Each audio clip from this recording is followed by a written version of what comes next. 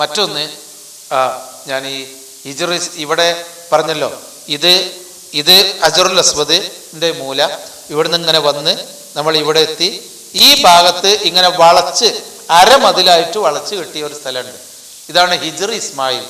ഇസ്മായിൽ എന്ന കുട്ടിക്ക് ഇബ്രാഹിം നബി അലൈഹിസ്സലാം അവൻ്റെ സൗകര്യങ്ങളും ഒക്കെ അവൻ്റെ ആടുകളൊക്കെ കെട്ടാനൊക്കെ വേണ്ടി ഇങ്ങനെ ഉണ്ടാക്കിയൊരു സ്ഥലമാണ് എന്നാ പറയുന്നത്.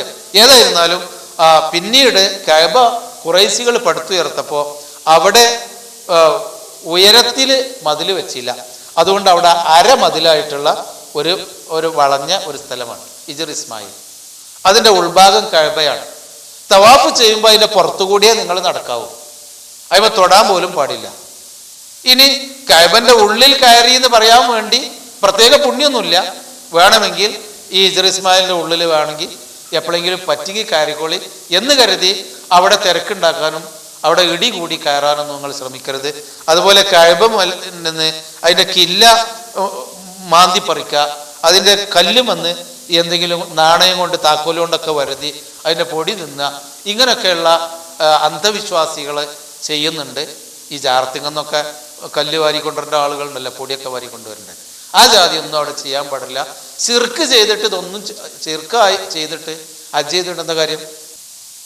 അപ്പൊ ദിക്റുകൾ ചെല്ലാം. നടന്നു പോകുമ്പോൾ കുറച്ചൊക്കെ ദിക്റ് ചെല്ലുമ്പോൾ നമ്മൾ പ്രാർത്ഥിക്കുക. നമ്മുടെ ജീവിതത്തിൽ എൻ്റെ ഭാര്യ അറിയാതെ ഞാൻ തെറ്റ് ചെയ്തിട്ടുണ്ട്, ഭർത്താവ് അറിയാതെ ഭാര്യ തെറ്റ് ചെയ്തിട്ടുണ്ട്, ആളറിഞ്ഞുകൊണ്ടും അറിയാതെയും ചെയ്തിട്ടുണ്ട്. എല്ലാ തെറ്റിൽ നിന്നും പഠിച്ചവനെ ഞാൻ ഇന്ന തെറ്റ് ചെയ്തു പോയി, എനിക്ക് നീ പുറത്തു തരണമേ, എൻ്റെ ശരീരത്തെ നീ ശുദ്ധമാക്കണമേ. അങ്ങനെ തെറ്റുകളിൽ നിന്ന് മുക്തമാവുക. ദുന്യാവിൻ്റെ കാര്യം പലരും പ്രാർത്ഥിക്കാൻ നിങ്ങളോട് പറഞ്ഞിട്ടുണ്ട്, നിങ്ങൾ എന്നോട് പ്രാർത്ഥിക്കാൻ ഒരുപാട് ആളുകൾ പറഞ്ഞിട്ടുണ്ട്. അവരുടെയൊക്കെ ഹലാലായ ഉദ്ദേശം നീ നിറവേറ്റണമേ എന്ന് നമ്മൾ പ്രാർത്ഥിക്കാം. നിങ്ങളെ ഭാഷയിൽ പ്രാർത്ഥിച്ചാൽ മതി, മലയാളത്തിൽ, അല്ലാതെ അറബി തന്നെ പ്രാർത്ഥിക്കണം എന്നില്ല.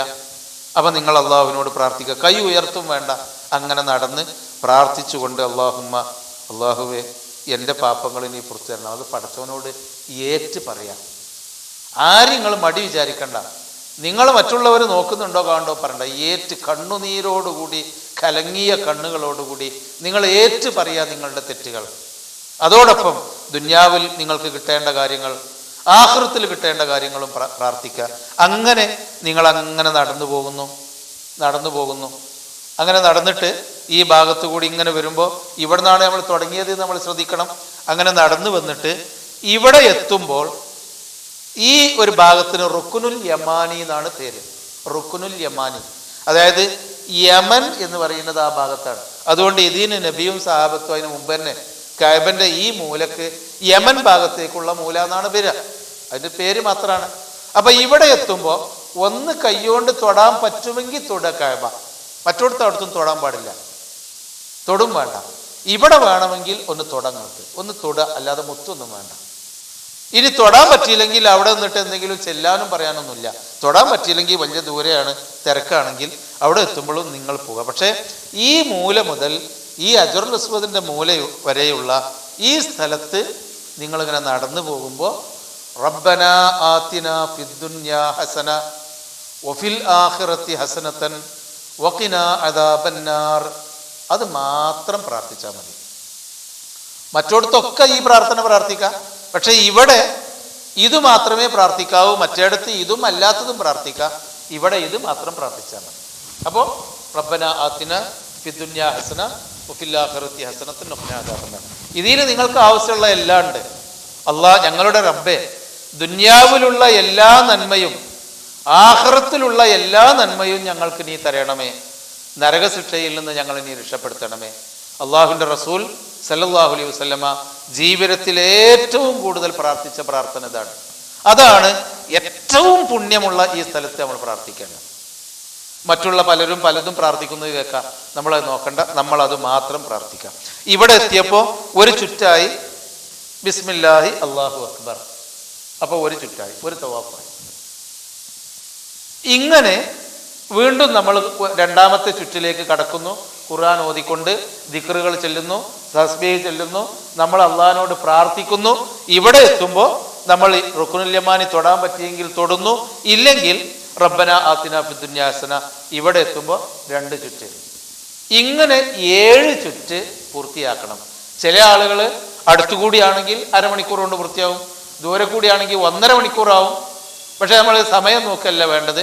മെല്ലെ മെല്ലെ നടന്ന് ബഹളം കൂട്ടാതെ ആരെയും ഇടിച്ച് തിരക്കുണ്ടാക്കാതെ നടന്ന് പ്രാർത്ഥിച്ച് കരഞ്ഞ് പ്രാർത്ഥിച്ച് അള്ളാഹുവിൻ്റെ അടുക്കൽ നിന്ന് പാപമോചനം ചോദിച്ചു വാങ്ങാം. ഇതാണ് തവാഫ്. അപ്പൊ ഉംറന്റെ ആദ്യമായി ചെയ്യുന്ന തവാഫുൽ ഖുദൂം ഒന്നോടുകൂടിയാണ് ചെയ്യേണ്ടത് കേട്ടോ. തവാഫുൽ ഖുദൂം. ഈ തവാഫിൽ ശ്രദ്ധിക്കേണ്ടത്, നിങ്ങൾ ആദ്യത്തെ തവാഫാണല്ലോ ചെയ്യേണ്ടത് ഇഹ്റാം കെട്ടിക്കൊണ്ട്. ഈ തവാഫിൽ ആദ്യത്തെ 3 ചുറ്റിൽ നമ്മൾ നടക്കുമ്പോൾ റംല് നടത്തം നടക്കണം എന്ന് നബി സല്ലല്ലാഹു അലൈഹി വസല്ലം പഠിപ്പിച്ചു. എന്താ റംല് നടത്തം? ഇങ്ങനെ കാലുകൾ അടുപ്പിച്ച് വെച്ചുകൊണ്ടാണ് നടക്കേണ്ടത്. നമ്മൾ സാധാരണ ഇങ്ങനെ സ്റ്റെപ്പ് നീട്ടി വെച്ചാണല്ലോ നടക്കല്. പക്ഷേ റംല് നടത്താൻ നബി സല്ലല്ലാഹു അലൈഹി വസല്ലം ആദ്യത്തെ 3 ചുറ്റ് ഇങ്ങനെ നടന്നു. അത് നമ്മൾ ശ്രദ്ധിക്കുക. റംല് നടത്താം. ഒന്നുമല്ല, പഠിക്കാനൊന്നുമില്ല, കാല് അടുപ്പിച്ച് വെച്ച് ഇങ്ങനെ കുലുങ്ങി കുലുങ്ങി നടക്കാൻ. കാരണം ആ നബി സല്ലല്ലാഹു അലൈഹി വസല്ലം എന്ത് ചെയ്തോ അത് നമ്മളും ചെയ്യുന്നു. എന്തിനാണത് ചെയ്തത്? അത് നബി നമുക്ക് പറഞ്ഞു തന്നിട്ടില്ല. പക്ഷേ ചില ചരിത്ര റിപ്പോർട്ടിൽ കാണാം നബി സല്ലല്ലാഹു അലൈഹി വസല്ലം ആ ശക്തി മിടുക്കും അള്ളാഹ്ക്ക് വേണ്ടി എത്ര വിഷമിക്കാനും തയ്യാറാണ് എന്നുള്ള പ്രഖ്യാപിച്ചുകൊണ്ടാണ് ആ നടന്നത്. ആ ധൈര്യമൊക്കെ പ്രകടിപ്പിക്കാൻ വേണ്ടി. അപ്പൊ റംല് നടത്താം. ആദ്യത്തെ 3 ചുറ്റ് മാത്രം, 3 ചുറ്റ് മാത്രം, അത് മാത്രം. ബാക്കിയുള്ളത് സാധാ നടത്താം. ഇനി ഈ തവാഫിന്റെ ഇടയിൽ നമുക്കുള്ള സംശയത്തിന്റെ ഇടയിൽ നമസ്കാരത്തിന്റെ സമയമായി കഴിഞ്ഞാൽ നിങ്ങൾക്ക് അങ്ങനെ നടക്കേണ്ട ഇടയിൽ അവിടെ ഇങ്ങനെ വട്ടത്തിൽ സ്വപ്പാവും. അപ്പൊ ആ സ്വപ്പിൽ നമ്മൾ നിൽക്കുക, നമസ്കരിക്കുക, സലാം വീട്ടി കഴിഞ്ഞാൽ ബാക്കിയുള്ളത് പൂർത്തിയാക്കുക. അതാണ്. അപ്പോൾ ഇതിൽ ഇനി അതിൻ്റെ ഇടയിൽ ഒളു മുറിഞ്ഞാൽ എന്താന്നുള്ളൊരു വിഷയമുണ്ട്. സാധാരണ നിലക്ക് ഒളു മുറിയാതിരിക്കാൻ നമ്മൾ ശ്രമിക്കണം. പെണ്ണുങ്ങളൊക്കെ തൊട്ടുപോയി എന്നുള്ള നിലക്ക് ഒളു മുറിയില്ല, കൽപ്പിച്ചു കൂട്ടി തൊടാൻ പാടുമില്ല. പിന്നെ അല്ലാത്ത നിലക്ക് ഒളു മുറിഞ്ഞ അബദ്ധത്തിൽ മുറിഞ്ഞു പോയാൽ എന്ത് ചെയ്യണം എന്ന് പറഞ്ഞാൽ പുറത്തിറങ്ങിപ്പോയി ഒളു എടുത്ത് തിരിച്ചു വരിക. അവിടെ തന്നെ ഒളു എടുക്കാനുള്ള സൗകര്യമുണ്ട്. ഒളു എടുത്ത് തിരിച്ചു വന്നിട്ട് ബാക്കി തവാഫ് പൂർത്തിയാക്കുക. നിസ്കാരം 5 കഴിഞ്ഞാൽ അവിടെ തന്നെ നിസ്കരിക്കുക, ബാക്കി 2 പൂർത്തിയാക്കുക. പിന്നെ അത്യാവശ്യം ഭാര്യ കുട്ടികളോ അല്ലെങ്കിൽ ഉമ്മയൊക്കെ പിന്നിലായിട്ടുണ്ടെങ്കിൽ നമുക്ക് തിരിഞ്ഞു നോക്കിയിട്ട് പോരി എന്നൊക്കെ പറയാം. അതൊക്കെ നമുക്ക് പറയാൻ കുഴപ്പമൊന്നുമില്ല. അത്യാവശ്യമായ കാര്യങ്ങൾ സംസാരിക്കാം. ഉമ്മാങ്ങൾ ചെല്ലണില്ലേ, എൻ്റെ കൈ പിടിച്ചോ, അങ്ങനെ അങ്ങോട്ട് ശ്രദ്ധിക്കുക എന്നൊക്കെ വേണമെങ്കിൽ അത്യാവശ്യം. അല്ലാതെ വെറുതെയുള്ള സംസാരം പാടില്ല. പ്രാർത്ഥനയാണ്. അത്യാവശ്യമായ കാര്യങ്ങൾ പറയാം. പിന്നെ വീണു പോകാതിരിക്കാൻ, എന്തെങ്കിലും കയ്യിൽ വീണു പോകാതിരിക്കാൻ പരമാവധി ശ്രമിക്കണം. കാരണം വീണു പോയി കുമ്പിട്ട് പോയാൽ ആൾത്തിരക്കാണ്, ആളുകൾ അറിയാതെ നമ്മൾ അപകടത്തിലായി പോകും. അത് ശ്രദ്ധിച്ചാൽ മതി. അപ്പൊ തവാഫ് കഴിഞ്ഞല്ലോ. തവാഫ് കഴിഞ്ഞു. തവാഫ് കഴിഞ്ഞാൽ നമ്മൾ എന്താ അവസാനം 7ാമത്തെ പട്ടം ബിസ്മില്ലാഹി അല്ലാഹു അക്ബർ. ഇനി നമുക്കുള്ളത് തവാഫിന്റെ 2 റക്അത്ത് നമസ്കാരമാണ്. അപ്പൊ അത് നമ്മൾ ഈ കഅബയുടെ ഇപ്പുറത്ത് ഇബ്രാഹിം മഖാം എന്ന് പറയുന്ന ഒരു സ്ഥലമുണ്ട്. അത് കെട്ടിടമൊന്നുമല്ല. ഇബ്രാഹിം നബി അലൈഹിസ്സലാം കഅബ പടുത്തപ്പോൾ ഈ മുകളിലേക്ക് കല്ല് വെക്കാൻ വേണ്ടി കയറി നിന്ന, ഉയരത്തിന് വേണ്ടി നിന്ന ഒരു കല്ലായിരുന്നു. ആ കല്ല് പിൽക്കാലത്ത് കഅബയുടെ അടുത്ത് തന്നെ വെച്ചു. എന്തിനാണെന്ന് ചോദിച്ചാൽ ഈ ഇബ്രാഹിം മഖാം, ഇബ്രാഹിം അലൈഹിസ്സലാം നിന്ന സ്ഥലം എന്നാണ്. അല്ലാതെ ഖബറുകൾക്ക് മഖാം എന്ന് പറയുന്നുണ്ട് നമ്മളെ നാട്ടിൽ, മമ്പുറം മഖാം എന്നൊക്കെ. ആ മഖാമല്ല, ഇബ്രാഹിം നബി അലൈഹിസ്സലാം കയറി നിന്ന കല്ലാണ്. പിൽക്കാലത്ത് ആ കല്ല് ആളുകളുടെ കാലിൽ തട്ടാതിരിക്കാൻ വേണ്ടി ഗവൺമെന്റ് അതിന്റെ ചുറ്റുഭാഗത്ത് ഒരു പടവൊക്കെ ഉണ്ടാക്കി അതിനൊരു ഗ്രിൽസൊക്കെ ഇട്ട് നല്ലൊരു ചെമ്പിന്റെ കൂട്ടിലാക്കി വെച്ചിട്ടുണ്ട്. അതാണ് ഇബ്രാഹിം മഖാം. എന്താണ് അതിന്റെ പ്രസക്തി എന്ന് വെച്ചാൽ, തവാഫ് കഴിഞ്ഞാൽ 2 റക്അത്ത് നമസ്കരിക്കേണ്ടത് ഇതിന്റെ അപ്പുറത്ത് വെച്ചാൽ, ഇതിന്റെ ഇപ്പുറത്തേക്ക് നിസ്കരിക്കാൻ പാടില്ല. ഇബ്രാഹിം മഖാമിന്റെ അപ്പുറത്ത് തവാഫിന്റെ മുറ്റത്തോ അല്ലെങ്കിൽ പള്ളിയിലോ എവിടെയാണെങ്കിലും അവിടെയാണ് നമ്മൾ നമസ്കരിക്കേണ്ടത്. അപ്പൊ 2 റക്അത്ത് നമസ്കരിക്കണം. കഅബയിലേക്ക് ഇവിടെ നിസ്കരിക്കുക, കണ്ടു തിരിക, അവിടെ നിന്നാണ് ഇങ്ങോട്ട് തിരിക, ഇവിടെ നിന്നാണ് അങ്ങോട്ട് തിരിക. ഇബ്രാഹിം മഖാമിന്റെ ആ ഒരു സർക്കിൾ ഉണ്ടല്ലോ, അതിന്റെ അപ്പുറത്ത് പോയിട്ട് 2 റക്അത്ത് നമസ്കരിക്കാം. ഇത് തവാഫിന്റെ 2 റക്അത്ത് സുന്നത്ത് എന്ന ആ നിയ്യത്തോടു കൂടി നമസ്കരിക്കുക. ആദ്യത്തെ റക്അത്തിൽ ഫാത്തിഹയ്ക്ക് ശേഷം ഖുൽ യാ അയ്യുഹൽ കാഫിറൂന എന്ന സൂറത്തുൽ കാഫിറൂൻ ഓതുക. 2ാമത്തെ റക്അത്തിൽ ഫാത്തിഹയ്ക്ക് ശേഷം സൂറത്തുൽ ഇഖ്ലാസ് എന്ന ഖുൽ ഹുവല്ലാഹു അഹദ് ഓതുക. മനസ്സിലായല്ലോ? അപ്പൊ 2 റക്അത്ത് നമ്മൾ നമസ്കരിച്ചു കഴിഞ്ഞു. ഇനി നമുക്ക് ചെയ്യാനുള്ളത് സംസം കുടിക്കുക. അത് റസൂൽ ചെയ്തതാണ്. തവാഫിന്റെ സുന്നത്ത് നിസ്കാരം കഴിഞ്ഞാൽ നബി വയറ് നിറയെ സംസം വെള്ളം കുടിച്ചു. ആ തവാഫ് ചെയ്യുന്ന ആ മുറ്റത്തിന്റെ ചുറ്റുഭാഗത്തും ടാപ്പുകളുണ്ട്, സംസം വെള്ളം കിട്ടും. ഇനി പള്ളിയിലാക്കാണ്ട് കയറിയാലും അവിടെ നല്ല ക്യാനില് പ്ലാസ്റ്റിക്കിന്റെ പാത്രത്തിൽ സംസം വെള്ളം കൊണ്ടുവന്ന് വെച്ച് കൊടുത്തിട്ടുണ്ട്. നിങ്ങൾക്കത് വേണ്ടുവോളം വയറ് നിറയെ ആവശ്യം ഉണ്ടെങ്കിലും ഇല്ലെങ്കിലും നിങ്ങൾ കുടിക്കണം. അതൊരു സുന്നത്താണ്. ആ സംസം കുടിക്കുന്നതോടുകൂടി എന്തുദ്ദേശത്തോടു കൂടി കുടിച്ചോ അതിന് ശമനമാണ് എന്ന് നബി സല്ലല്ലാഹു അലൈഹി വസല്ലം പറഞ്ഞിട്ടുണ്ട്. പുണ്യജലമാണ്. ഇന്ന് ചില ആളുകൾ സംസം വെള്ളത്തിന് പുണ്യമില്ല, സംസം വെള്ളം പുണ്യമില്ലാത്തതാണ് എന്ന് പറയുന്ന ചില പരിഷ്കാരികൾ നമ്മുടെ സമൂഹത്തിലുണ്ട്. അവർ നിങ്ങൾ മനസ്സിലാക്കിയാൽ മതി, അപകടകാരികളാണ്. അത് പാടില്ല. സംസം വെള്ളം നമ്മൾ കുടിക്കണം. ആ ഹദീസുകളൊന്നും നിഷേധിക്കാൻ പറ്റുന്നതല്ല. അപ്പൊ സംസം വെള്ളം കുടിച്ചു കഴിഞ്ഞാൽ ഇനി നമുക്ക് ഉംറയുടെ നിർബന്ധമായ ഫർളായ സഅയ് നിർവഹിക്കാൻ വേണ്ടി പോകേണ്ടതുണ്ട്. അപ്പോൾ ഈ നിസ്കാരവും കൂടി ഈ തവാഫ് കഴിഞ്ഞാൽ പിന്നെ മുണ്ട് ഇങ്ങനെ തന്നെ പഴയ മാതിരി മുണ്ട് പഴയ മാതിരി നമ്മളിടുക. ഇനി നമുക്ക് അതേ ഈ ഇൽത്തിബായിൻ്റെ ആവശ്യമില്ല. പള്ളിയൊക്കെ മറച്ചുകളുണ്ട്, കാരണം അത് കാണേണ്ടതല്ല. അപ്പോൾ ഇതാണ് മുണ്ട് കനട്ട് നമ്മൾ പിന്നെ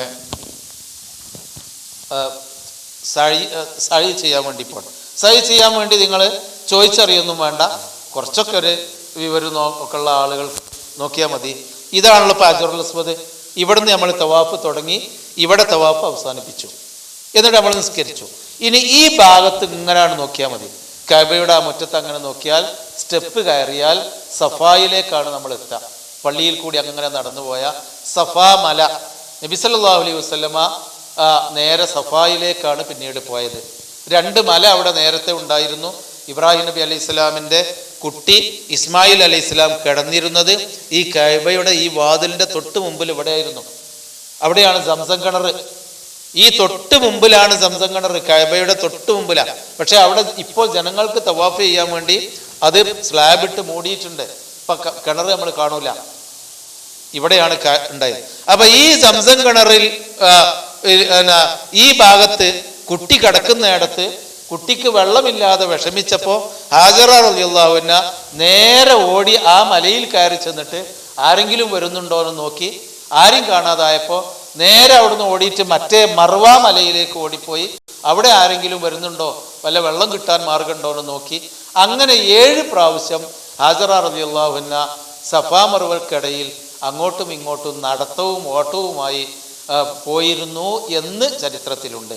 ആ ചരിത്രം ഓർമ്മിപ്പിച്ചുകൊണ്ടാണ് ഹാജിമാര് 2 റക്അത്ത് തവാഫിന്റെ സുന്നത്ത് കഴിഞ്ഞാൽ നേരെ സഫാ മലയിലേക്ക് പോകുന്നു. മലയില്ല, മല പണ്ടുണ്ടായിരുന്നു, വലിയ കരിങ്കല്ലിന്റെ മല ഉണ്ടായിരുന്നു. ഇപ്പൊ ആ മലയൊക്കെ മൂടി, മണ്ണൊക്കെ ഇട്ട് മൂടിയിട്ട് നേരെ പള്ളിയിൽ കൂടിയാണ്ട് നടന്നെത്തുന്നത് മലയിലേക്കാണ്. എന്നാൽ മലയുടെ അടയാളമായി കല്ലൊക്കെ നിങ്ങൾക്ക് ഇങ്ങനെ കാണാം. അതിന്റെ ചുറ്റുഭാഗത്തും മാർബിളിട്ട് സുഖകരമായ സ്ഥലമാണ്. അപ്പൊ അവിടേക്ക് അല്പൊരു കയറ്റത്തിലുണ്ട്. നമ്മൾ സഫയിൽ എത്തിക്കഴിഞ്ഞാൽ പിന്നെന്താ നമ്മൾ ചെയ്യേണ്ടത്? കഅബയിലേക്ക് തിരിഞ്ഞ് ഇങ്ങോട്ട് തിരിഞ്ഞുകൊണ്ട് ഈ കഅബാലയത്തിന്റെ നേരെ തിരിഞ്ഞ്, നേരെ കാണൂല എന്നാലും കാണും, കുറച്ചൊക്കെ കാണും, തിരിഞ്ഞ് കൈ ഉയർത്തിക്കൊണ്ട് നമ്മൾ ചെല്ലേണ്ടത് ഇന്നസ്സഫാ വൽ മർവത മിൻ ശആഇരില്ലാഹ്, സൂറത്തുൽ ബഖറയിലെ ആയത്ത് നിങ്ങളെ മനാസിക്കിലുണ്ടാവും. കൈ ഉയർത്തണം, ആണും പെണ്ണൊക്കെ. എന്നിട്ട് ഇന്നസ്സഫാ വൽ മർവത മിൻ ശആഇരില്ലാഹ് എന്ന ആയത്ത് ഓതുന്നു. അറിയെങ്കിൽ ഓതിയാൽ മതി, അല്ലെങ്കിൽ ആ മനാസിക്ക് നോക്കി ഓതിയാലും മതി. പരമാവധി അത് നോക്കാതെ തന്നെ നിങ്ങൾ കാണാതെ ചെല്ലാൻ ശ്രമിക്കുക. പിന്നീട് ലാ ഇലാഹ ഇല്ലല്ലാഹു വഹ്ദഹു ലാ ശരീക ലഹു ലഹുൽ മുൽക്കു വലഹുൽ ഹംദു വഹുവ അലാ കുല്ലി ഷൈഇൻ ഖദീർ ലാ ഇലാഹ ഇല്ലല്ലാഹു വഹ്ദഹു അൻജസ വഅദഹു വനസറ അബ്ദഹു വഹസമൽ അഹ്സാബ വഹ്ദഹു. ഇത് മനാസിക്കുകളുണ്ട്, ഇത് നിങ്ങൾ പഠിക്കണം. ലാ ഇലാഹ ഇല്ലല്ലാഹു വഹ്ദഹു ലാ ശരീക ലഹു എന്നുള്ളത് നമ്മൾ നമസ്കാരത്തിന്റെ ശേഷം ചൊല്ലേണ്ടതാണ്. അതിന് പുറമെ ലാ ഇലാഹ ഇല്ലല്ലാഹു വഹ്ദഹു എന്നുള്ള അത് നമ്മൾ കൈ ഉയർത്തി അത് 3 പ്രാവശ്യം വീതം ചെല്ലാം. അത് ചൊല്ലിയിട്ട് പിന്നീട് നമുക്ക് അള്ളാഹുവിനോട് എന്താണോ ചോദിക്കാനുള്ളത്, ഇതുവരെ കൈ ഉയർത്താതെ തവാഫിൽ നമ്മൾ പ്രാർത്ഥിക്കായിരുന്നു. മലയാളത്തിൽ ചോദിച്ചാൽ മതി, നമ്മൾ അള്ളാഹുവിനോട് പ്രാർത്ഥിക്കാം. നിങ്ങൾക്ക് ചോദിക്കാനുള്ളതൊക്കെ നിങ്ങൾ പഠിച്ചവനോട് ചോദിക്കുക. ഈമാനോടുകൂടി ഇഖ്ലാസോടുകൂടി യഖീനോടുകൂടി ഉറപ്പോടുകൂടി പ്രാർത്ഥിക്കുകയാണെങ്കിൽ പ്രാർത്ഥന തരും, അള്ളാഹു ഇജാബത്ത് തരും എന്നുള്ള ഒരു കാര്യത്തിൽ ഒരിക്കലും സംശയിക്കണ്ട. അപ്പോൾ കുറേ നേരം പ്രാർത്ഥിക്കാം. കുറച്ചു നേരം പ്രാർത്ഥിക്കുമ്പോഴേക്ക് ആൾ തിരക്ക് വരും. അപ്പം നമ്മൾ പ്രാർത്ഥന കഴിഞ്ഞ് നേരെ മർവായിലേക്ക് നടക്കുകയാണ്. ഇവിടുന്ന് സഫയിൽ നിന്ന് മർവായിലേക്ക് 400 മീറ്റർ ഉണ്ട്, ഏകദേശം ഒരു 1/2 കിലോമീറ്റർ. മെല്ലെ ഇറങ്ങി അങ്ങനെ മർവായിലേക്ക് അങ്ങനെ നടന്നു പോകണം. നല്ല മാർബിളാണ്, AC ഒക്കെ ഉള്ള സ്ഥലമാണ്, വിശാലമായ സ്ഥലമാണ്. അപ്പം ഈ ഭാഗത്തു കൂടി അങ്ങനെ നടന്ന് ആണും പെണ്ണും നടന്നു പോകണം. ഉമ്മാൻ്റെയും ഭാര്യൻ്റെയും വല്യപ്പാൻ്റെയും കാരണവരെയൊക്കെ കൈ പിടിച്ചുകൊണ്ടായിരിക്കണം പോകേണ്ടത്. ആൾത്തിരക്കാണ്, അപകടം ഉണ്ടാവരുത്. ഈ നടക്കുമ്പോഴും ദിക്റുകളും പ്രാർത്ഥനകളും, കൈ ഉയർത്തണ്ട, മലൻ്റെ മുകളിൽ നിന്ന് കൈ ഉയർത്തിയാൽ മതി. നടക്കുമ്പോഴും ദിക്റും പ്രാർത്ഥനയുമായിട്ട് തസ്ബീഹൊക്കെ ചൊല്ലിക്കൊണ്ട് നമുക്കറിയുന്നത് ചൊല്ലി ദിക്റ് ചൊല്ലി പ്രാർത്ഥിച്ചുകൊണ്ട് നമ്മൾ അങ്ങനെ നടക്കുക. വേറെ ചിന്തിക്കരുത്, ടൂറിസ്റ്റുകളെ പോലെ ആകരുത് എന്ന് ഞാൻ പറഞ്ഞല്ലോ. അങ്ങനെ നടക്കുമ്പോൾ കുറച്ച് സ്ഥലത്ത് നമ്മൾ ഓടേണ്ട സ്ഥലമുണ്ട്, ആണുങ്ങൾ ഓടേണ്ട സ്ഥലം. അതവിടെ ഈ ബീമിൻ്റെ മുകളിൽ ട്യൂബ് ലൈറ്റ് കൊണ്ട് അടയാളപ്പെടുത്തിയിട്ടുണ്ട്. അവിടെയുണ്ട് ആ ഓട്ടം നിർത്തേണ്ട സ്ഥലം. വലിയൊരു ഓട്ടം ഓടാനൊന്നും പറ്റൂല, പക്ഷെ സാധാരണ നടത്തത്തിനേക്കാളും കുറച്ചും കൂടി സ്പീഡിലാണ് അവിടെ നടക്കേണ്ടത്. അതാണ് സഴി ഓട്ടം എന്ന് പറയുന്നത്. ഹാജറ റളിയല്ലാഹു അൻഹ അങ്ങനെ സഫയിൽ നിന്ന് ഇറങ്ങി സ്പീഡിലാണ് പോയിട്ട് പിന്നെ മറവയിൽ കയറിയതാണ്. അപ്പോൾ അവിടെ നിങ്ങൾ അല്പം ഓടണ ആണുങ്ങൾ എന്ന് കരുതി പെണ്ണുങ്ങൾ കൂടെ എത്താതിരിക്കൂല. വേണമെങ്കിൽ അവിടെ എത്തിയിട്ടൊന്ന് സ്ലോ ആക്കി കഴിഞ്ഞാൽ ആണ്ടു പോകും. ഇനിയിപ്പോൾ ഉമ്മയൊക്കെ വളരെ വയോവൃദ്ധയായ ഉമ്മാൻ്റെ കൈ പിടിച്ച മോനാണ് എന്നുണ്ടെങ്കിൽ നിങ്ങൾ അങ്ങനെ ഓടണമെന്നില്ല, കുറച്ചും കൂടി ഒന്ന് സ്പീഡിൽ നടക്കാൻ ശ്രമിച്ചാൽ മതി. ശരി, മർവയിലെത്തിക്കഴിഞ്ഞാൽ അവിടുന്ന് കഅബയുടെ നേരെ തിരിഞ്ഞ്, കഅബ കാണൂല മർവയിൽ നിന്ന്, എന്നാലും ആ ഭാഗത്തേക്ക് തിരിഞ്ഞു നിന്നുകൊണ്ട് നേരത്തെ സഫയിൽ നിന്ന് ചെല്ലിയ, കൈ ഉയർത്തി ചെല്ലിയ ആ ദിക്റും അതുപോലെ വീണ്ടും പടച്ചവനോട് നിങ്ങൾ പ്രാർത്ഥിക്കാം. അപ്പൊ മർവയിലെത്തി പ്രാർത്ഥിച്ചു കഴിഞ്ഞാൽ ഒരു സഴിയായി. പിന്നെ മർവയിൽ നിന്ന് മറ്റേ ഭാഗത്തു കൂടി, ഇതിൽ അങ്ങോട്ട് പോലും അതിലങ്ങോട്ട് പോലും, ഇതിലെങ്ങോട്ട് നടന്നു പോകുമ്പോൾ ഓടാനുള്ള സ്ഥലത്ത് ഓടണം. ഇങ്ങനെ ദിക്റും തസ്ബീഹുമായി ഓടി സഫയിലെത്തിക്കഴിഞ്ഞാൽ 2 സഴിയായി. അപ്പോൾ 1, 2, വീണ്ടും സഫയിൽ നിന്ന് ഇങ്ങനെ പ്രാർത്ഥിക്കുന്നു 3 വട്ടം. പിന്നെ നമ്മൾ മർവയിലേക്ക് നടക്കുന്നു 3, മർവയിൽ നിന്ന് ഇങ്ങോട്ട് വരുന്നു 4, അങ്ങോട്ട് പോകുന്നു 5, വീണ്ടും ഇങ്ങോട്ട് വരുന്നു 6, വീണ്ടും അങ്ങോട്ട് പോയി മർവയിൽ അവസാനിക്കുമ്പോൾ 7 സഴിയായി. ഈ സഴി ചെയ്യാൻ ഉളു ഇല്ല എങ്കിലും കുഴപ്പമില്ല. തവാഫിന് മാത്രമേ ഉളു നിർബന്ധമുള്ളൂ, സഴിന് ഉളു നിർബന്ധമില്ല. എന്നാൽ എപ്പോഴും ഉളു ഉണ്ടായിരിക്കലും പുണ്യാണല്ലോ. അപ്പം നമ്മൾ സഴി ചെയ്യാം. ഈ സഴി, തവാഫ് സഴിയോടുകൂടി നമുക്ക് പ്രാർത്ഥിക്കാനുള്ളത് ആവർത്തിച്ച് പ്രാർത്ഥിച്ച് അള്ളാഹുവിനോട് ഉത്തരം നമ്മൾ ചോദിച്ച് വാങ്ങണം. ഈ മർവയിൽ സഴി ചെയ്ത് മർവയിലെത്തിക്കഴിഞ്ഞു അതിനിടയിൽ നമസ്കാരത്തിൻ്റെ സമയമാകുമ്പോൾ അവിടെ സൊഫ് വരെ കാണാം. ആ സൊഫിൽ നിന്ന് നമസ്കരിച്ച് ബാക്കി പൂർത്തിയാക്കിയാൽ മതി. സഴി ചെയ്ത് പൂർത്തിയായി കഴിഞ്ഞാൽ മർവയിൽ നിന്ന് നിങ്ങൾക്ക് സഴി അവസാനിപ്പിച്ച് നേരെ പുറത്തിറങ്ങാം. അതൊക്കെ അവിടെ വാതിലുണ്ട്, വാതിൽക്കൽ കൂടി പുറത്തിറങ്ങാം. പുറത്തിറങ്ങിയിട്ട് ഇഹ്റാമിൽ നിന്ന് നമ്മൾ മുക്തമാവണം. ഇഹ്റാമിൽ നിന്ന് ഇങ്ങനെ മുക്തമാവല്, നമ്മളെ മുടിയെടുക്കുക. ആണുങ്ങൾ മുടി പറ്റെ ഒന്നുകിൽ കുറ്റി അടക്കം മെഷീൻ വെച്ച് വെട്ടുക, അല്ലെങ്കിൽ ചുരണ്ടിക്കളയുക. നബി സല്ലല്ലാഹു അലൈഹി വസല്ലമ മുടി കളഞ്ഞവർക്ക് വേണ്ടി പ്രാർത്ഥിച്ചു. അല്ലാഹുമ്മർഹമിൽ മുഹല്ലിഖീൻ, അല്ലാഹുമ്മർഹമിൽ മുഹല്ലിഖീൻ, അല്ലാഹുമ്മർഹമിൽ മുഹല്ലിഖീൻ. അള്ളാഹുവേ, മുടി മുഴുവനും കളഞ്ഞവർക്ക് നീ കരുണ ചെയ്യണമേ. 3 വട്ടം പ്രാർത്ഥിച്ചപ്പോൾ ചില സഹാബിമാര് മുടി വെട്ടിയിട്ടേ ഉണ്ടായിരുന്നുള്ളൂ. കാരണം ചൊറിയും മുറിയൊക്കെ ഉണ്ടായത് കൊണ്ട് മുടി കളയാൻ അവർക്ക് പറ്റിയില്ല, ഉതിറുണ്ടായതുകൊണ്ട്. അപ്പം അവർ പറഞ്ഞു, റസൂലെ, നിങ്ങൾ കളഞ്ഞവർക്കല്ലേ പ്രാർത്ഥിച്ചുള്ളൂ, ഞങ്ങൾക്ക് പ്രാർത്ഥിച്ചില്ലോ എന്ന്. അപ്പം നബി പറഞ്ഞു, വൽ മുഖസ്സിരീൻ, എന്നാ മുടി വെട്ടിയവർക്കും എന്ന്. അപ്പം അവർക്ക് പ്രാർത്ഥന കുറച്ച് കുറവാണ്. നമ്മളാളുകൾ മുറിയും ചൊറിയൊന്നും ഉണ്ടായിട്ടല്ല, മുടി കേടുവരിച്ചിട്ട് കളയില്ല. എത്ര വലിയൊരു അക്രമമാണത്! അത് ചെയ്യരുത്. നിങ്ങൾ മുടി കളയണം. അതല്ല, മുടി കളയുന്നതിന് എന്തെങ്കിലും വിഷമുണ്ടെങ്കിൽ വളരെ ചെറുതായി കളഞ്ഞതുപോലെ ഒരു മൊട്ടത്തലയാക്കുന്ന പോലെ നിങ്ങൾ മുടി മെഷീൻ വെച്ച് കട്ട് ചെയ്യണം. അതിനവിടെ വിശാലമായ സൗകര്യങ്ങളുണ്ട്. അവിടെ തന്നെ ചെയ്യണമെന്നില്ല, നിങ്ങളെ റൂമിലോ അല്ലെങ്കിൽ അങ്ങാടിയിലോ പോയിട്ട് ചെയ്താൽ മതി, അവിടെ കഴിയാനുള്ള സൗകര്യമുണ്ട്. സ്ത്രീകളുമാണ് മുടിയെടുക്കുക. നിങ്ങളുടെ മുടിയുടെ പിൻഭാഗത്ത് നിന്ന് ഒരു വിരൽ കൊടിക്ക് വലുപ്പത്തിൽ കത്തിരി കൊണ്ട് കട്ട് ചെയ്തെടുക്കുക. ഒരു കത്തിരിയൊക്കെ ഒരു റൂമിൽ ഒരാളെടുത്തുണ്ടായാൽ മതി. കട്ട് ചെയ്തെടുത്ത് എവിടെയെങ്കിലും ഒഴിവാക്കി കളയാം. ഈ മുടിയെടുക്കുന്നതോടുകൂടി ഇഹ്റാമിൻ്റെ വസ്ത്രത്തിൽ നിന്ന്, ഇഹ്റാമിൽ നിന്ന് നമ്മൾ മോചിതമായി എന്ന് പറഞ്ഞാൽ ഈ വസ്ത്രം പിന്നെ മാറ്റി, മുടിയെടുത്ത് കഴിഞ്ഞാൽ വസ്ത്രം മാറ്റി നമുക്ക് നമ്മളെ പാൻസും കുപ്പായവും ബനിയനും ഷഡ്ഡിയും ആ നിലക്കുള്ള വസ്ത്രമാണ് എങ്കിൽ അത് ധരിക്കുക. അല്ലെങ്കിൽ തുണി മുണ്ടുവാണെങ്കിൽ അത് ധരിക്കുക. അവിടെ നിന്നൊക്കെ എന്ത് വസ്ത്രവും അവിടെ നിന്ന് എടുക്കുക. സാധാ വസ്ത്രം ധരിക്കുക. നമുക്ക് പിന്നെ സുഗന്ധം പുരട്ട, അതുപോലെ നഖം മുറിക്കുക. ഇനി പിന്നെ ഭാര്യാഭർത്തൃ ബന്ധം സൗകര്യപ്പെടുമെങ്കിൽ അതൊരു തെറ്റുള്ള കാര്യമല്ല, അത് ചെയ്യാം. വേട്ടയാടലൊന്നും പിന്നെ നമുക്ക് ഇല്ലല്ലോ, അപ്പോൾ അത് നമ്മൾ ശ്രദ്ധിക്കാം. ഇതോടുകൂടി നിങ്ങളുടെ ഉംറ കഴിഞ്ഞു. ഇതാണ് ഉംറ. കുറച്ച് നേരത്തെ പണിയുള്ളൂ. ഞാൻ പറയാൻ ഒരുപാട് സമയം എടുത്തുവെങ്കിലും ഇതൊരു മണിക്കൂറോ ഒരു 3/4 മണിക്കൂറോ കൊണ്ട് തീരാവുന്നതേ ഉള്ളൂ.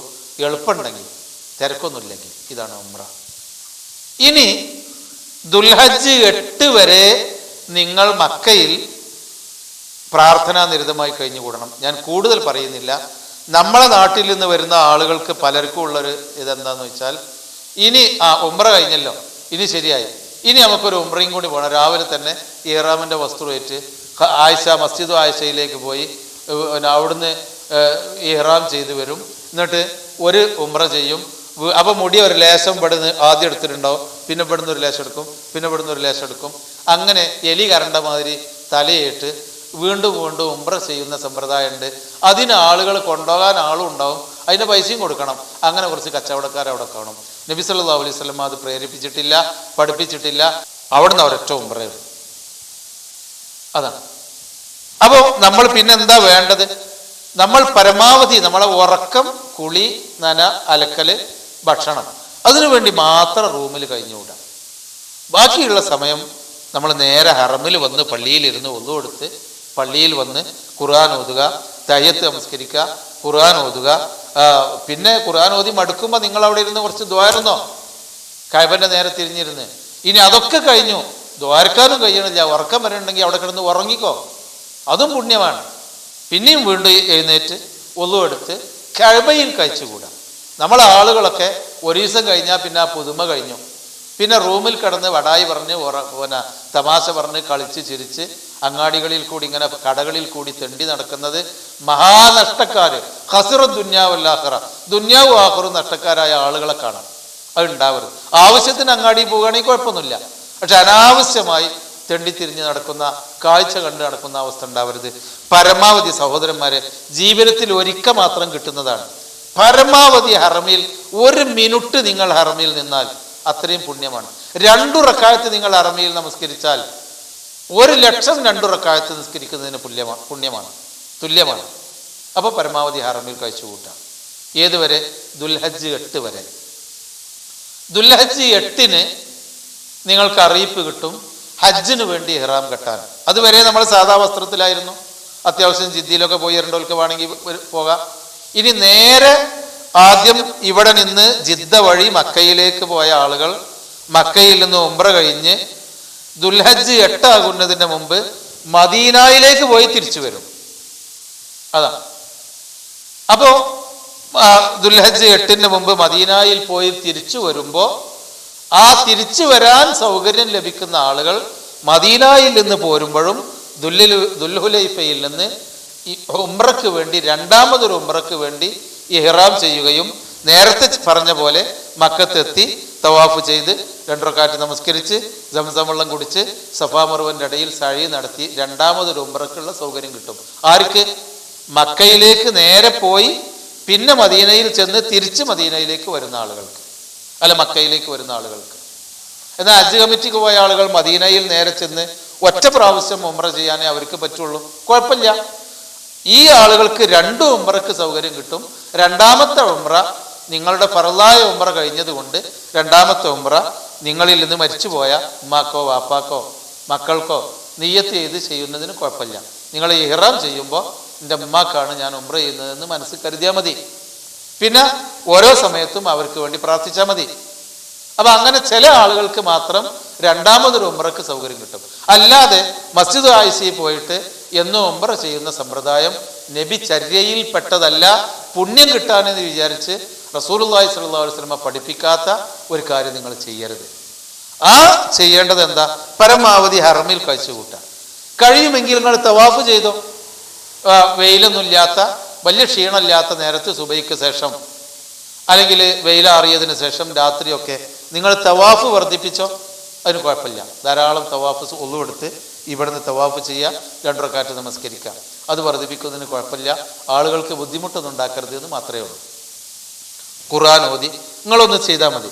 ഞാൻ ഹറമിന്ന് ഹജ്ജ് കഴിഞ്ഞ് തിരിച്ചു കൊണ്ടിൻ്റെ അടുക്ക് ഒരു 2 or 3 ഖത്തം ഓതി തീർക്കും എന്നൊരു നിയ്യത്ത് വെച്ച് കഴിഞ്ഞാൽ പിന്നെ അതാണ് തീർക്കാനുള്ള തിരക്കായിരിക്കും. അപ്പം അങ്ങനെയൊക്കെ നിങ്ങൾ തസ്ബീഹും ദിക്റും പ്രാർത്ഥിച്ച തന്നെ പടച്ചോനോട് ചോദിച്ചത് തന്നെ ചോദിക്കാം. ചോദിച്ച് നമ്മൾ മടുത്ത് കടഞ്ഞു പോകുമ്പോൾ മടുക്കുമ്പോൾ അള്ളാഹ് തരും. നബി സല്ലല്ലാഹു അലൈഹി വസല്ലമ അള്ളാഹുവിനോട് ആവർത്തിച്ച് ചോദിച്ചിരുന്നു. അതാണ് ദുആ. ശരി, ദുൽഹജ്ജ് 8 വരെ അങ്ങനെ കഴിച്ചുകൂട്ടാം. ദുൽഹജ്ജ് 8-ന്റെ അന്ന് അല്ലെങ്കിൽ തലേന്ന് മഗ്‌രിബിന് ശേഷം നിങ്ങൾക്ക് അറിയിപ്പ് കിട്ടും മിനായിലേക്ക് പുറപ്പെടാൻ, ഹജ്ജിന് വേണ്ടി ഒരുങ്ങാൻ. അപ്പൊ ഹജ്ജിനുള്ള ഇഹ്റാം ചെയ്യാനായി. അപ്പൊ നമ്മൾ എന്ത് ചെയ്യണം? നമ്മളെ താമസ ഇടത്തിൽ നിന്ന് ഇഹ്റാമിന് വേണ്ടി നേരത്തെ പറഞ്ഞതുപോലെ കുളിക്കണം. എന്നിട്ട് ഇഹ്റാമിന്റെ വസ്ത്രം ധരിക്കണം. എന്നിട്ട് റൂമിൽ നിന്ന് തന്നെ നിങ്ങൾ ഹജ്ജിന് വേണ്ടി ഇഹ്റാം ചെയ്യണം. എങ്ങനെയാണ് ഇഹ്റാം ചെയ്യേണ്ടത്? ഉംറയ്ക്ക് വേണ്ടി നമ്മൾ ഇഹ്റാം ചെയ്തത് എങ്ങനെ തുടങ്ങിയത്? അല്ലാഹുമ്മ ലബ്ബൈക ഉംറത്തൻ എന്നാണ്. ഹജ്ജിന് വേണ്ടിയാകുമ്പോൾ അല്ലാഹുമ്മ ലബ്ബൈക ഹജ്ജൻ പറയും. അല്ലാഹുമ്മ ലബ്ബൈക ഹജ്ജൻ, അല്ലാഹുവേ ഹജ്ജിന് വേണ്ടി ഇതാ നിന്റെ വിളി കേട്ട് ഞങ്ങൾ വരുന്നു.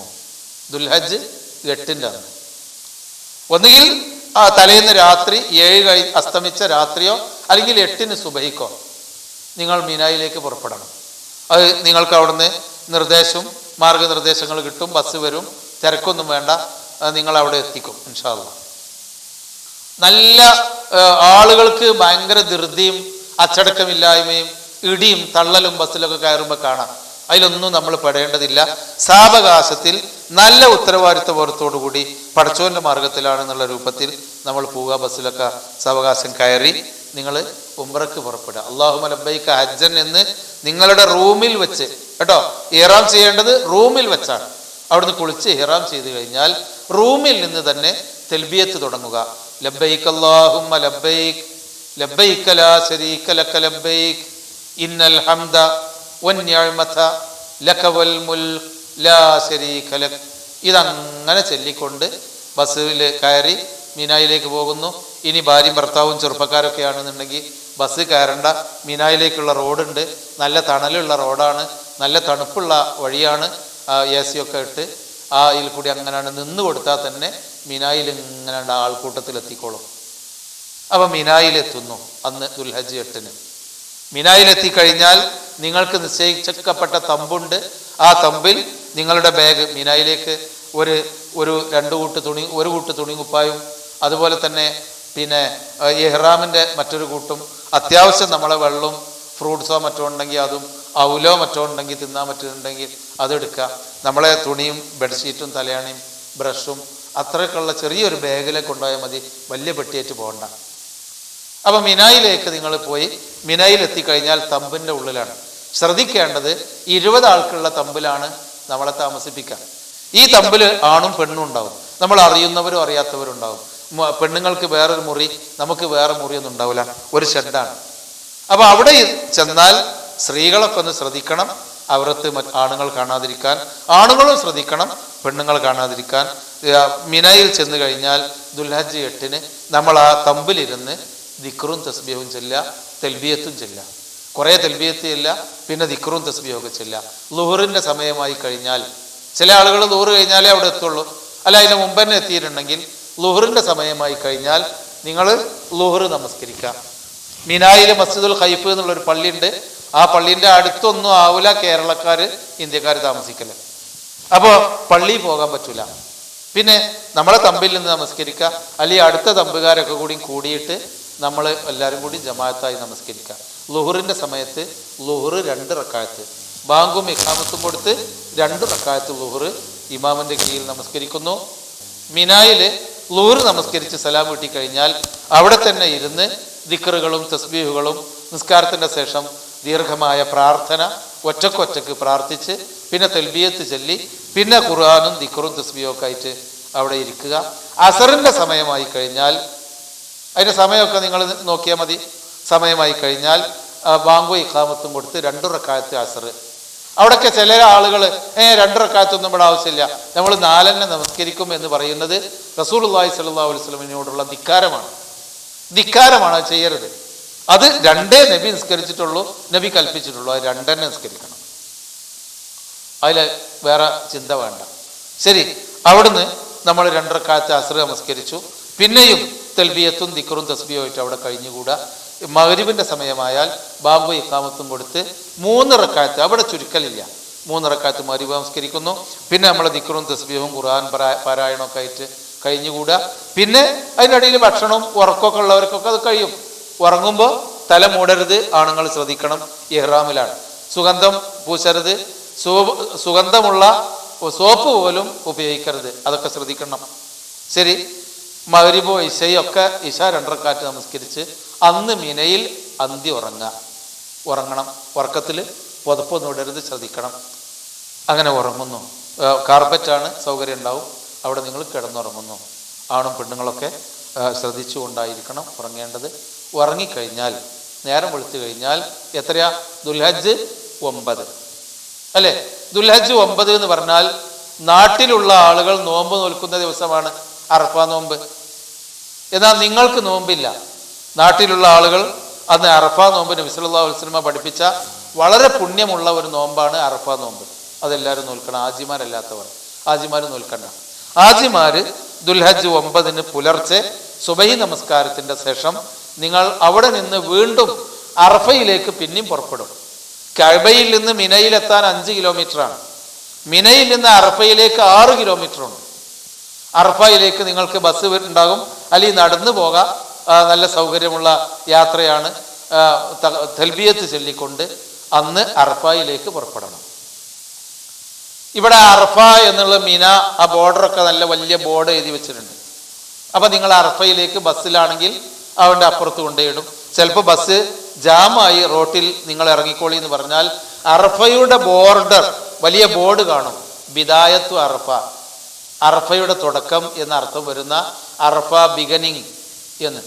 ആ ബോർഡിന്റെ അപ്പുറത്തേക്ക് കടക്കണം. ബസ്സൊക്കെ അപ്പുറത്ത് നിർത്തി ഇറങ്ങാൻ പറഞ്ഞാൽ നടന്ന്, കാരണം ബസ് ജാമാവും ചിലപ്പോൾ. അപ്പോൾ അപ്പുറത്തേക്ക് നിങ്ങൾ നടന്ന് അറഫയിൽ ഇന്ന സ്ഥലത്ത് എന്നില്ല. അതല്ല, ചിലപ്പോൾ നിങ്ങളെ ബസ് കൊണ്ടുപോയി മുത്തവീഫിന്റെ നല്ല പന്തലുണ്ടായിരിക്കും, ശീലപ്പന്തൽ, അതിൻ്റെ ഉള്ളിൽ കൊണ്ടുപോയി ഇറക്കുന്ന നല്ല സൗകര്യമാണ്. അപ്പൊ അറഫയിൽ എവിടെയെങ്കിലും 1000കണക്കിന് ഹെക്ടർ സ്ഥലത്ത് വിശാലമായ സ്ഥലമാണ് അറഫ മരുഭൂമി. അവിടെ എവിടെയെങ്കിലും പോയിട്ട് നിങ്ങളെ ബെഡ്ഷീറ്റൊക്കെ വിരിച്ച് അവിടെ ഇരിക്കുക. അവിടെ ഇരുന്ന് ഒന്നുമൊക്കെ ഉണ്ടാക്കിയിട്ട് പിന്നെന്താ പണി? ഉച്ചക്ക് മുമ്പ് അറഫയിലെത്തിയാൽ ഉച്ച വരെ നിങ്ങൾ അവിടെ ഇരുന്ന് പ്രാർത്ഥിക്കുക. ഉച്ചക്ക് ളുഹറിന്റെ സമയമായി കഴിഞ്ഞാൽ ഒന്നുവെടുത്ത് 2 റക്അത്ത് ബാങ്കും കാമത്തും കൊടുത്ത് ളുഹർ ഇമാമും ജമാഅത്തുമായി നമസ്കരിക്കാം. ഒരൊറ്റ ഇമാമും ജമാഅത്തും ഉണ്ടാവില്ല. അറഫയിൽ ഒരു പള്ളിയുണ്ട്, മസ്ജിദുൻ നമിറ, അവിടെ നമുക്ക് എത്താൻ കഴിയില്ല. പിന്നെ അറഫയിൽ ഒരു മലയുണ്ട്, ജബലുർ റഹ്മ, ആ മലന്റെ മുകളിൽ കയറാൻ വേണ്ടി പോകണ്ട. അതിലൊന്നും ഒരു പുണ്യവുമില്ല. ജനങ്ങളുടെ വിശ്വാസം, അന്ധവിശ്വാസമാണത്. അത് ഹജ്ജിന്റെ മുമ്പ് തന്നെ അറഫയ്ക്കൊന്ന് പോയി കണ്ടാളി. അപ്പൊ വേണമെങ്കിൽ ജബലുർ റഹ്മത്ത് ഒന്ന് കയറി കാണാം. അന്ന് അവിടേക്കൊന്നും പോകണ്ട. നിങ്ങളുള്ളയിടത്ത് നിങ്ങൾ ളുഹറിന്റെ സമയമായാൽ 2 റക്അത്ത് ളുഹറും പിന്നെ ഈ സലാം വീട്ടിയിട്ട് ഒരാൾ എഴുന്നേറ്റ് നിന്ന് ഇഖാമത്ത് കൊടുത്ത് 2 റക്അത്ത് അസ്റും ചുരുക്കി ഖസ്റാക്കി കൂട്ടി ജമ്മാക്കി നമസ്കരിക്കുക. ഖസ്റും ജമ്മും, അതിലും വീഴ്ച വരുത്താൻ പാടില്ല. ഖസ്റും ജമ്മു ആക്കി തന്നെയാണ് നബി സല്ലല്ലാഹു അലൈഹി വസല്ലമയും സഹാബികളും അറഫയിൽ നിന്ന് നമസ്കരിച്ചത്. ഈ ഉച്ചക്ക് നമസ്കാരം കഴിഞ്ഞാൽ, ഭക്ഷണമൊക്കെ കഴിഞ്ഞാൽ പിന്നെ വിശ്രമമല്ല, പിന്നെ പ്രാർത്ഥന സൂര്യൻ അസ്തമിക്കുന്നത് വരെ. അറഫ ദിവസം എന്ന് പറഞ്ഞാൽ നബി സല്ലല്ലാഹു അലൈഹി വസല്ലമ പറഞ്ഞു, അല്ലാഹു തആല ഈ അടുത്ത ആകാശത്തേക്ക് ഇറങ്ങി വരികയും എന്നിട്ട് മലക്കുകളോട് അഭിമാനപൂർവ്വം അള്ളാഹു പറയും, മലക്കുകളെ നോക്കുക, ലോകത്തിന്റെ വിവിധ ഭാഗങ്ങളിൽ നിന്ന് എന്നെ തേടി എന്നിൽ നിന്ന് പാപമോചനം കിട്ടാൻ, എൻ്റെ റഹ്മത്ത് കിട്ടാൻ, എന്നിൽ നിന്ന് ബർക്കത്തും തേടി അവരതാ വന്നിരിക്കുന്നു. അവർ എൻ്റെ നേരെ കൈ നീട്ടിയിരിക്കുന്നു. ഞാൻ അവർക്ക് കൊടുക്കും കൊടുക്കും കൊടുക്കും എന്ന് അല്ലാഹു തആല അഭിമാനപൂർവ്വം പറയുന്ന ദിവസമാണ് അറഫ. അൽ ഹജ്ജു അറഫ. അറഫ എന്ന് പറയുന്നത് ഹജ്ജാണ്. ഹജ്ജുൽ അക്ബർ, ഏറ്റവും വലിയ ഹജ്ജ് എന്ന് പറയുന്നത് ആ അറഫ ദിവസമാണ്. ആ അറഫയിൽ ളുഹർ നമസ്കാരം അസ്റും കൂടി ജമ്മും കസ്റും ആക്കി നമസ്കരിച്ച ശേഷം ഭക്ഷണമൊക്കെ കഴിഞ്ഞ് അത്യാവശ്യം ക്ഷീണിതരാണെങ്കിൽ ഇരുന്നിട്ടും, അതല്ല കഴിയുമെങ്കിൽ നിന്ന് ഖിബലക്ക് നേരെ തിരിഞ്ഞ് നിന്ന് പ്രാർത്ഥിക്കാം. മഗ്‌രിബാവോളം നിൽക്കാൻ കഴിഞ്ഞാൽ അത്രയും പുണ്യമാണ്. അല്ലെങ്കിൽ കുറച്ച് ഇരുന്ന് പിന്നെ നിന്ന് പിന്നെ ഇരുന്ന് പിന്നെ നിന്ന് അള്ളാഹുവിനോട് ചോദിച്ചത് ചോദിക്കാം. റബ്ബന ആതിന ഫിദ്ദുനിയ ഹസന വഫിൽ ആഖിറതി ഹസനതൻ വഖിനാ അദാബന്നാർ. റബ്ബേ, ദുനിയാവിലുള്ള നന്മ തരണമേ. നമ്മളെ കച്ചവടം, നമ്മളെ മക്കള്, നമ്മളെ ഉദ്യോഗം, നമ്മളെ പഠനം, നമ്മളെ വീട്, നമ്മളെ കൃഷി എല്ലാം നമുക്ക് അള്ളാഹിനോട് ചോദിക്കാം, ഹലാലായതൊക്കെ. ആഖിറത്തില് ഖബറിലുള്ള ശിക്ഷയിൽ നിന്ന് രക്ഷപ്പെടാൻ, അമ്പിയാക്കന്മാരുടെ കൂടെ സ്വർഗത്തിൽ കടക്കാൻ, സിറാത്ത് പാലത്തിന്മേൽ കൂടി എളുപ്പത്തിൽ കയറിപ്പോകാൻ. സിറാത്ത് പാലൊക്കെ നിഷേധിക്കുന്ന ആളുകളുണ്ട്, പുതിയ ആളുകൾ. വസ്സിറാത്തു ഹഖുൻ, അത് സത്യമാണ്. ആ സിറാത്ത് പാലത്തിൽ കൂടി എളുപ്പത്തിൽ പോകാൻ, മീസാനിൽ നമ്മുടെ നന്മയുടെ തട്ട് തൂങ്ങിക്കിട്ടാൻ, പരലോകത്ത് രക്ഷപ്പെടാൻ, സ്വർഗപ്രാപ്തി നേടാൻ നിങ്ങൾ പ്രാർത്ഥിക്കുക. നരകത്തിൽ നിന്ന് രക്ഷപ്പെടാൻ നിങ്ങൾ പ്രാർത്ഥിക്കുക. ദുന്യാവിനും ആഖിറത്തിനും വേണ്ടി നിങ്ങൾ എത്ര പ്രാർത്ഥിച്ചോ അതൊന്നുമാവില്ല, അത് കുറവേ ഉണ്ടാവുള്ളൂ, കൂടൂല. അറഫ ദിവസം ആത്മാർത്ഥമായി നിങ്ങൾ പ്രാർത്ഥിക്കുകയാണെങ്കിൽ ഉമ്മ പ്രസവിച്ച കുഞ്ഞിനെ പോലെ നിങ്ങളെ ശുദ്ധീകരിക്കുന്ന ദിവസമാണ് അറഫ. അപ്പോ മഗ്‌രിബ് വരെ നിങ്ങൾ പ്രാർത്ഥിക്കുക. നിന്നും ഇരുന്നും, കഴിവില്ലാത്തവർ കിടന്നും പ്രാർത്ഥിക്കുക. അല്ലാതെ ബടായി പറയാനും തമാശ പറയാനും സമയം കണ്ടെത്തരുത്. ശരി, ആ പ്രാർത്ഥന കഴിഞ്ഞ് മഗ്‌രിബായി കഴിഞ്ഞാൽ നിങ്ങളുടെ ബാഗൊക്കെ എടുത്ത് ഇനി അറഫയിൽ നിന്ന് തിരിച്ചു പോരാണ്. മഗ്‌രിബ് അവിടുന്ന് നമസ്കരിക്കേണ്ടതില്ല. പണി ഒന്നു കൊടുത്തു വെച്ചോളി. മഗ്‌രിബ് അറഫയിൽ നിന്ന് നമസ്കരിക്കേണ്ടതില്ല. നബി സല്ലല്ലാഹു അലൈഹി വസല്ലം നമസ്കരിച്ചിട്ടില്ല. മഗ്‌രിബ് സൂര്യൻ അസ്തമിച്ചപ്പോൾ നബി പറഞ്ഞു, എഴുന്നേറ്റോളി, ഇവിടുന്ന് നമ്മൾ മഗ്‌രിബ് നമസ്കരിക്കുന്നില്ല. നമ്മൾ അറഫയിൽ നിന്ന് കുറച്ച് കഴിഞ്ഞാൽ മുസ്ദലിഫയിലെത്തും, അവിടെ നിന്നാണ് മഗ്‌രിബ് നമസ്കരിക്കുന്നത്. മുസ്ദലിഫയിലേക്ക് അറഫയിൽ നിന്ന് 3 കിലോമീറ്ററാണ് നടക്കാനുള്ള ദൂരം. ബസ്സിൽ കയറിയാൽ ഈ ലക്ഷക്കണക്കിന് ബസ്സുകൾ മെല്ലെ മെല്ലെ അരിച്ചരിച്ച് പോരുമ്പോൾ ഒരു 3 മണിക്കൂറോ 4 മണിക്കൂറോ 5 മണിക്കൂറോ ഒക്കെ എടുക്കും. നിർവാഹമില്ലല്ലോ, ആൾത്തിരക്കല്ലേ. എന്തായിരുന്നാലും അറഫയിൽ നിന്ന് നമ്മൾ സൂര്യൻ അസ്തമിച്ചതിന് ശേഷം മുസ്ദലിഫയിലേക്ക് പോരുന്നു, ബസ്സിലോ നടന്നോ എങ്ങനെയാണെങ്കിലും. ആളുകൾക്കൊരു അവിടെ ചെയ്യുന്ന ഒരു പണിയുണ്ട്.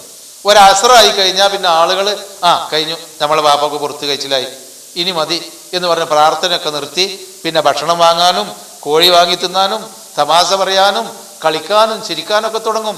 പിന്നെ ഓരോരുത്തർ നടക്കാൻ തുടങ്ങും മുസ്ദലിഫയിലേക്ക്. എന്തിനാ വരുന്നത്? പിന്നെ ഈ പണം ചെലവാക്കി എന്തിനാ അവിടെ വന്നത്?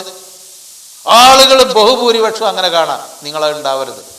വളരെ കൃത്യമായി സൂര്യൻ അസ്തമിക്കുവോളം നിങ്ങൾ അവിടെ നിന്ന് കരഞ്ഞ് നബി സല്ലല്ലാഹു അലൈഹി വസല്ലമ പ്രാർത്ഥിച്ചിട്ട്, സൂര്യൻ അസ്തമിക്കുവോളം നബി പ്രാർത്ഥിച്ചിട്ട് നബിയുടെ കൈകൾ വിറച്ചിരുന്നു, തൊട വിറച്ചിരുന്നു, നബിയുടെ താടി രോമത്തിൽ കൂടി കണ്ണുനീരുറ്റിയിരുന്നു, കണ്ണിൽ നിന്ന് വന്ന് താടിയിൽ വന്നിട്ട് താടി നിറഞ്ഞ് കണ്ണുനീരുറ്റിയിരുന്നു. അത്ര വലിയ പ്രാർത്ഥന നബി സല്ലല്ലാഹു അലൈഹി വസല്ലം പ്രാർത്ഥിച്ചിരുന്നു. എന്താ പ്രാർത്ഥിച്ചത്? നിങ്ങൾക്ക് അള്ളാഹിനോട് ദുനിയാവും ആഖിറവും പ്രാർത്ഥിക്കാം. പ്രത്യേകമായ പ്രാർത്ഥനയൊന്നുമില്ല. പ്രാർത്ഥിച്ച് മടുക്കുമ്പോൾ കുറച്ചു നേരം ഇരുന്നോ, ഖുർആനും ദിക്റും തസ്ബീഹും ഒക്കെ ആയിട്ട് പിന്നെയും പ്രാർത്ഥിക്കാം. മഗ്‌രിബായി കഴിഞ്ഞാൽ, അതായത് സൂര്യൻ അസ്തമിച്ചു കഴിഞ്ഞാൽ മുസ്ദലിഫയിലേക്ക് നിങ്ങൾ പുറപ്പെടുന്നു. മുസ്ദലിഫ എന്ന് പറഞ്ഞത് വിശാലമായൊരു മരുഭൂമിയാണ്. അവിടെ പന്തലൊന്നുമില്ല. അവിടെ ആകെ ഉള്ളൊരു സൗകര്യം ബാത്റൂം ഉണ്ട്, ഒന്നു എടുക്കാനും മൂത്രമൊഴിക്കാനും കക്കൂസ് പോകാനൊക്കെ ഉള്ള സൗകര്യങ്ങളുണ്ട്. പിന്നെ ഭക്ഷണത്തിനുള്ള കച്ചവടക്കാരും ഉണ്ടായിരിക്കും. അവിടെ നിങ്ങൾ എത്തിക്കഴിഞ്ഞാൽ അത് നിങ്ങൾ നോക്കണം. ബസ്സുകാരൊക്കെ ബസ് ജാമായി കഴിഞ്ഞാൽ മുസ്ദലിഫയിൽ എത്തുന്നതിൻ്റെ ഇടയ്ക്ക് തന്നെ ഇറങ്ങാൻ പറയും. അവർക്കൊന്നും ഇത് എന്നുള്ളതാ, ഒരു പുണ്യൊന്നുമില്ല, ഓല അങ്ങനൊന്നും കാണൂല.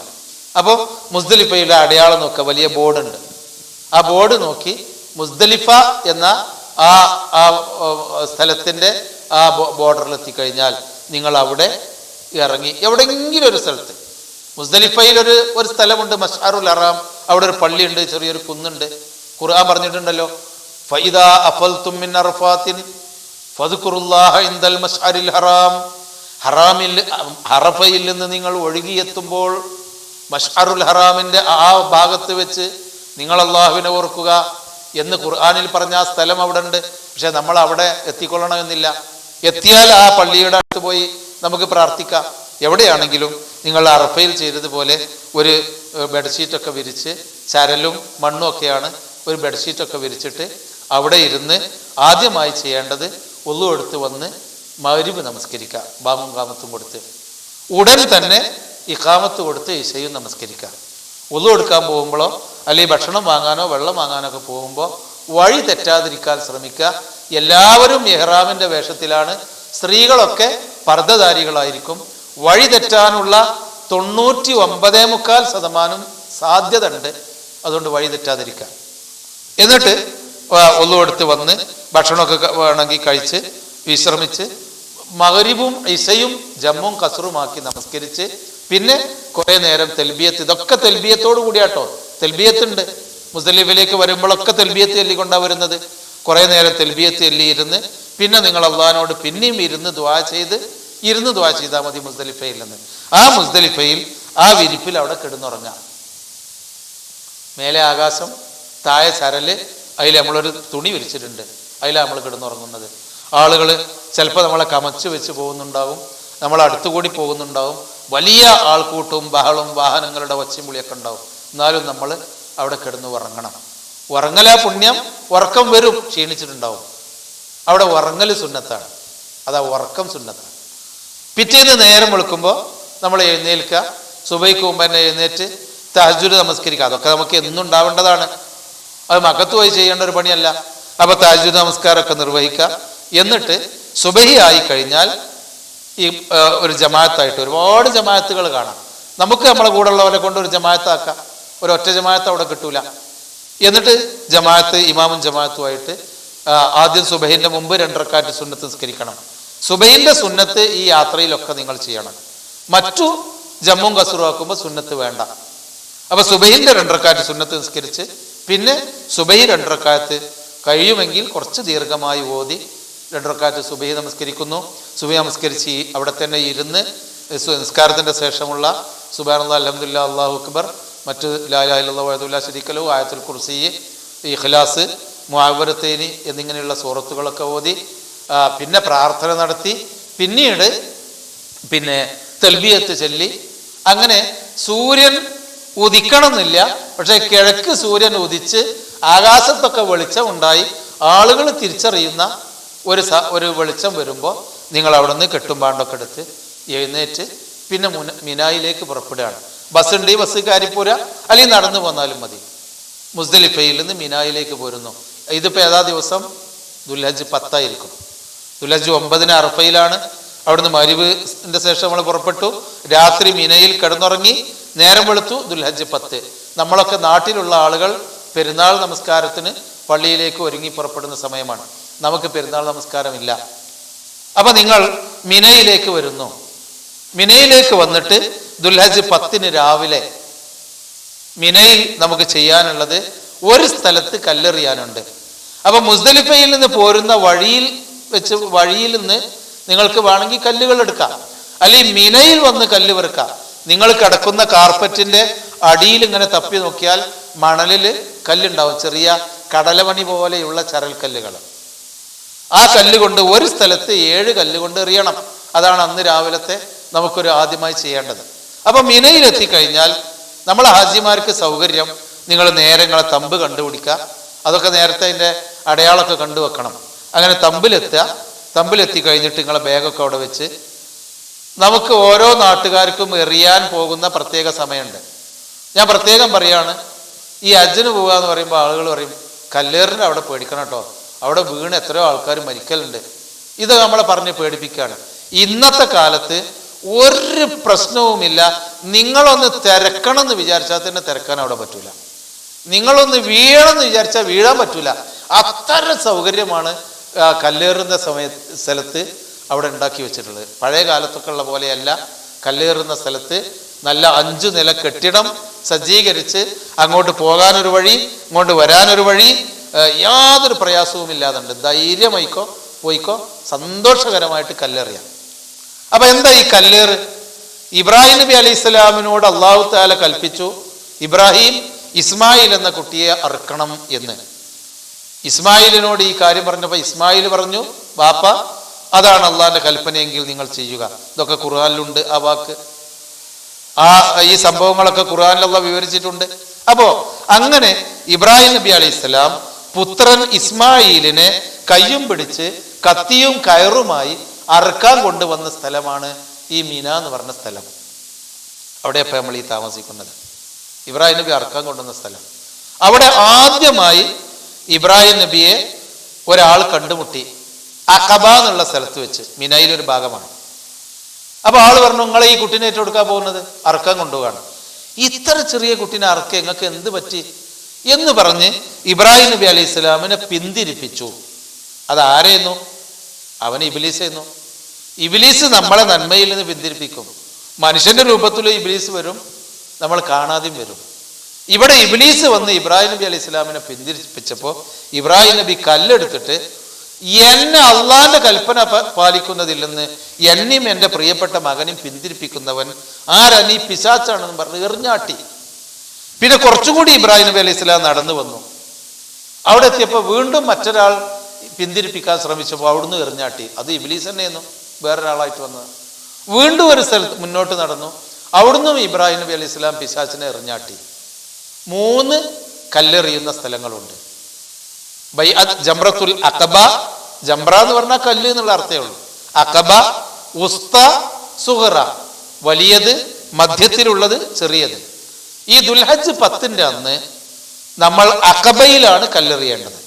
അപ്പൊ നമ്മൾ തമ്പിൽ നിന്ന് നമ്മൾ ബാഗൊക്കെ അവിടെ വെച്ച് ഒരു 7 കല്ല്, കടലമണി പോലെയുള്ള 7 കല്ലെടുത്തിട്ട് നമ്മൾ അഖബ കല്ലെറിയുന്ന സ്ഥലത്തേക്ക് പോകുന്നു. അതൊന്നും നിങ്ങൾക്ക് ആരും ചോദിച്ചറിയേണ്ടതില്ല. അങ്ങനെ തന്നെ നിങ്ങൾ അവിടെ എത്തും. എത്തിയിട്ട് ഈ കല്ലെറിയുന്ന സ്ഥലം പണ്ടൊരു കിണർ പോലെ വട്ടത്തിലായിരുന്നു.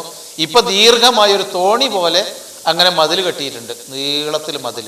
ആ മതിലിന് പിന്നെ ആൾമറ കെട്ടിയിട്ടുണ്ട്. അതിന്റെ മധ്യത്തിൽ ഒരു ചുമര് കാണാം.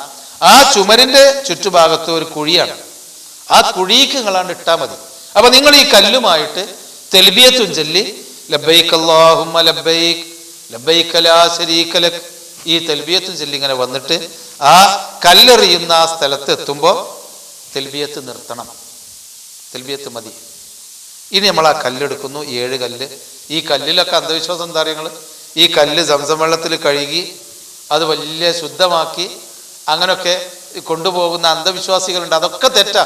അവിടെ ഈ കൊല്ലം നമ്മൾ എറിയുന്ന കല്ല് അവിടെ വാരിയിട്ട് അവിടെയൊക്കെ ചിന്നിച്ചെതറും, അടുത്ത കൊല്ലക്കാർ അത് വെറുക്കും, അത് വീണ്ടും ചിന്നിച്ചെതറും, അടുത്ത കൊല്ലക്കാർ പെറുക്കും. അതാണ്. ആ കല്ലെടുത്താൽ മതി, കടലമണി പോലെയുള്ള. അപ്പൊ ആ തൽബിയത്ത് നിർത്തി കഴിഞ്ഞാൽ പിന്നെ കല്ലെറിയുന്നിടത്ത് അല്പം തിരക്കൊക്കെ ഉണ്ടാവുമെങ്കിലും നിങ്ങൾ ആ തിരക്ക് ഇങ്ങനെ എറിഞ്ഞ് 7 എറിഞ്ഞ 1 മിനിറ്റ് കൊണ്ട് ഇത് കഴിയും. അപ്പോഴേക്ക് ആള് പോകില്ലേ? അപ്പൊ മെല്ലെ മെല്ലെ മുന്നോട്ട് നടന്ന് ആ കുഴിയിലേക്ക്, ആ ചുമരുമല് കല്ല് തട്ടണമെന്നില്ല, തട്ടിച്ചിട്ട് കുഴപ്പമില്ല. ആ കുഴിയിലേക്ക് അവിടെ എത്തുമ്പോൾ നിങ്ങൾ ആ കുഴിയിലേക്ക് ഇങ്ങനെ കല്ല് അല്ലാഹു അക്ബർ അല്ലാഹു അക്ബർ അല്ലാഹു അക്ബർ അല്ലാഹു അക്ബർ അല്ലാഹു അക്ബർ അല്ലാഹു അക്ബർ 7 പ്രാവശ്യം കല്ലെടുത്ത് 7 തക്ബീറും ചൊല്ലിക്കൊണ്ടാണ്ട് ഇട്ടാൽ മതി. എറിയണമെന്നൊന്നുമില്ല, അതിൻ്റെ ആവശ്യമില്ല. അതാണ് മിനയിലെ കല്ലേറ്. ആ കല്ലേറ് കഴിഞ്ഞാൽ ദുൽഹജ്ജ് 10 കേട്ടോ. ആ കല്ലേറ് കഴിഞ്ഞാൽ നമ്മൾ അങ്ങനെ, നമുക്ക് നിർദ്ദേശിച്ചൊരു വഴിയുണ്ട്, ആ വഴി കൂടി നമ്മൾ അങ്ങനെ പുറത്തേക്ക് വരും. അപ്പൊ ദുൽഹജ്ജ് 10 കല്ലേറ് കഴിഞ്ഞു. ഇനി അന്ന് നമുക്ക് ചെയ്യാനുള്ള മറ്റൊരു കർമ്മം ഹജ്ജിന്റെ തവാഫ്, തവാഫുൽ ഇഫാള, ഹജ്ജിന്റെ സഅയ്, ഇത് രണ്ടും ചെയ്യലാണ്. അപ്പൊ കഴിയുമെങ്കിൽ ആ കല്ലേറ് കഴിഞ്ഞിട്ട് നേരെ മക്കയിലേക്ക് നടക്കാനേ ഉള്ളൂ. ഒരു 3/4 മണിക്കൂർ നടന്നാൽ അവിടെ എത്തും. അല്ലെങ്കിൽ 10 റിയാൽ കൊടുത്താൽ ബസ് കിട്ടും, ആ കാറും കിട്ടും. മക്കത്ത് വന്ന് ഹജ്ജിന്റെ തവാഫ് എന്ന് പറഞ്ഞാൽ ഒന്നു എടുത്ത് നേരത്തെ നമ്മൾ ചെയ്ത പോലെ തവാഫ് ചെയ്യുന്നു. 7 ചുറ്റ് തവാഫ് ചെയ്യുന്നു, 2 റക്അത്ത് നമസ്കരിക്കുന്നു, സംസം വെള്ളം കുടിക്കുന്നു.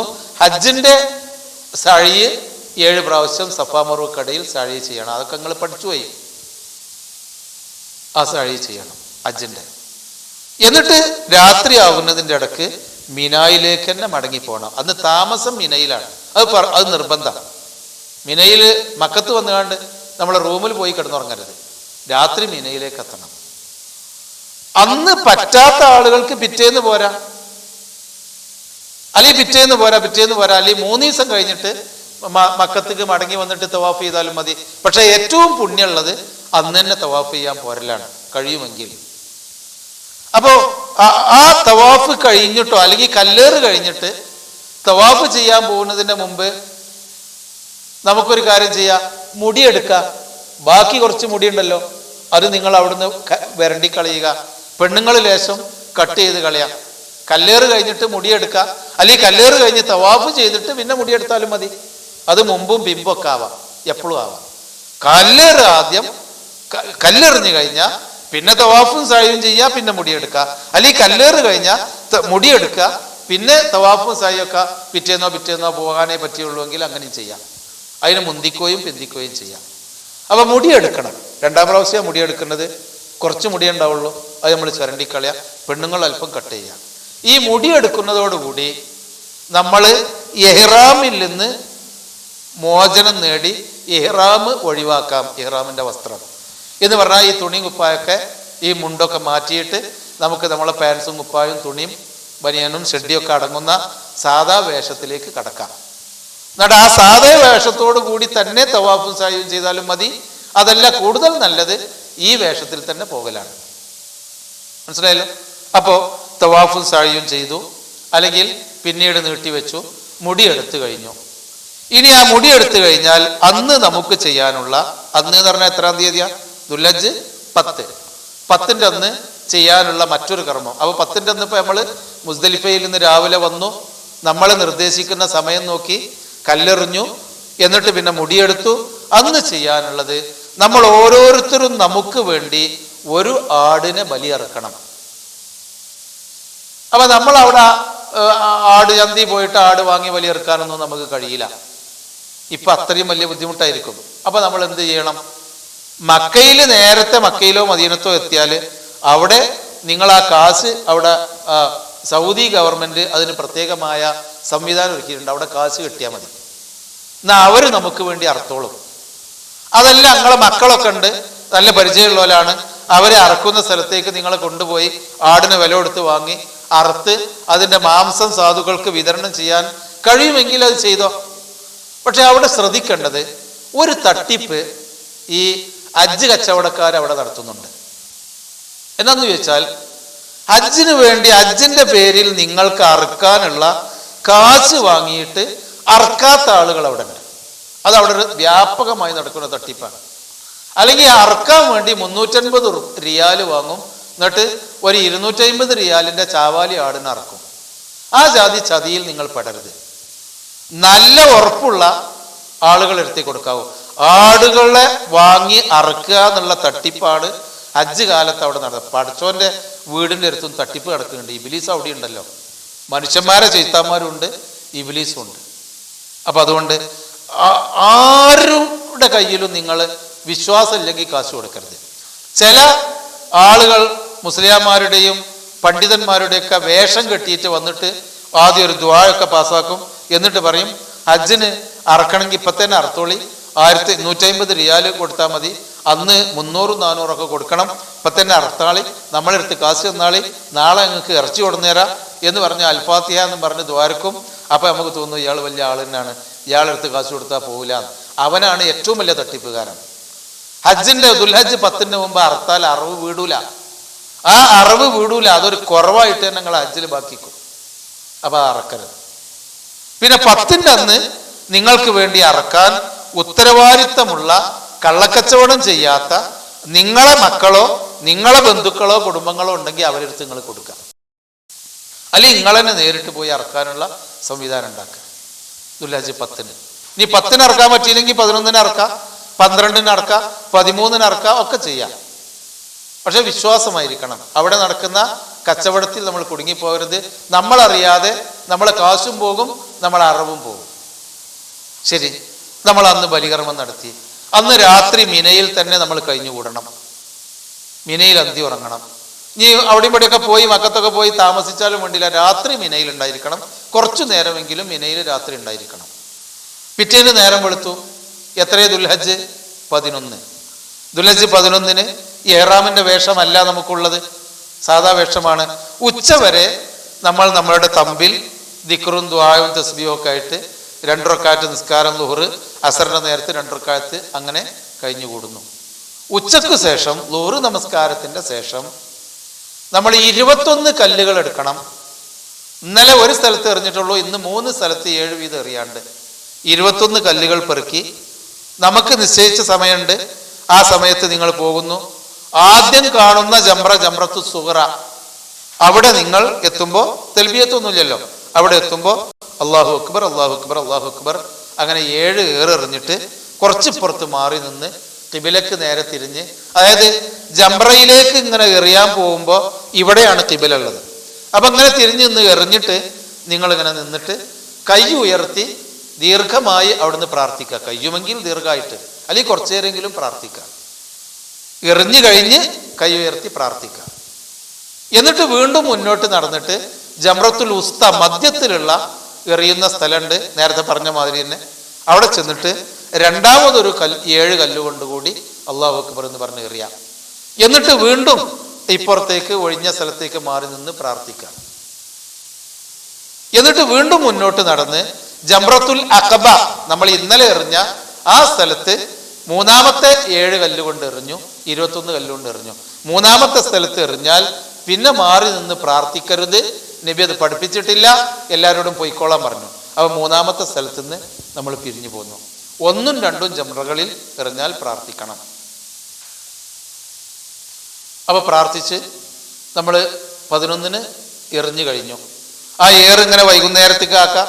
ഇനി കുറച്ച് രാത്രി ആയാലും കുഴപ്പമില്ല, വൈകുന്നേരം എറിഞ്ഞ് തീർന്നില്ല, അല്ലെങ്കിൽ തിരക്കായതുകൊണ്ട് അടുക്കാൻ പറ്റിയില്ലെങ്കിൽ രാത്രിയിലേക്ക് എറിയാം. ശരി, അത് കഴിഞ്ഞ് നമ്മൾ അങ്ങനെ അന്നും രാത്രി അവിടെ അന്തി ഉറങ്ങി. പിറ്റേന്ന് നേരം വെളുത്തപ്പോൾ ദുൽഹജ്ജ് 12. ദുൽഹജ്ജ് 12നും ഇന്നലെ ചെയ്ത പോലെ ഉച്ചവരെ ദിക്റും ദുആയും തസ്ബീഹും. ഇപ്പൊ നമ്മൾ ഹജ്ജ് കഴിയാൻ പോവുകയാണ്. ആ ഒരു വിശുദ്ധി നമ്മൾ പാലിക്കണം. മിനയിൽ ഇങ്ങനെ ഇരുന്ന് ഔലൊക്കെ കുഴച്ച് വടായി പറഞ്ഞ് വേണ്ടാത്തതൊക്കെ പറഞ്ഞ് നല്ല തീറ്റി തിന്നിട്ട് അള്ളാനെ മറക്കുന്ന ആചാരാവരുത് നമ്മൾ. ദിക്റും തസ്ബീഹുമായിട്ട് കഴിഞ്ഞുകൂടാ. പിറ്റേന്ന് ദുൽഹജ്ജ് 12നും ഇന്നലത്തെ പോലെ തന്നെ ഉച്ചക്കു ശേഷം 21 കല്ലുമായി ഇറങ്ങി 3 സ്ഥലത്ത് എറിഞ്ഞ് ആദ്യത്തെ 2 സ്ഥലത്ത് പ്രാർത്ഥിച്ച് മൂന്നാമത്തെ സ്ഥലത്ത് കല്ലെറിഞ്ഞിട്ട് തമ്പിലേക്ക് വരിക. അപ്പൊ നമുക്ക് തോന്നും, അപ്പൊ നമ്മൾ എത്ര എറിഞ്ഞു? ആദ്യ ദിവസം 7, രണ്ടാമത്തെ ദിവസം 21, മൂന്നാമത്തെ ദിവസം 21. അപ്പോൾ 21, 42, 7, 49. നമുക്ക് ദുൽഹജ്ജ് 12ന് തോന്നുകയാണ് ഇനി നിർബന്ധമുള്ള ഏറ് ഇന്ന് കഴിഞ്ഞു. ഈ ഇതോടുകൂടി കഴിഞ്ഞു. 12ഓടുകൂടി നമ്മൾ ഇനി മക്കത്തേക്ക് പോവുക.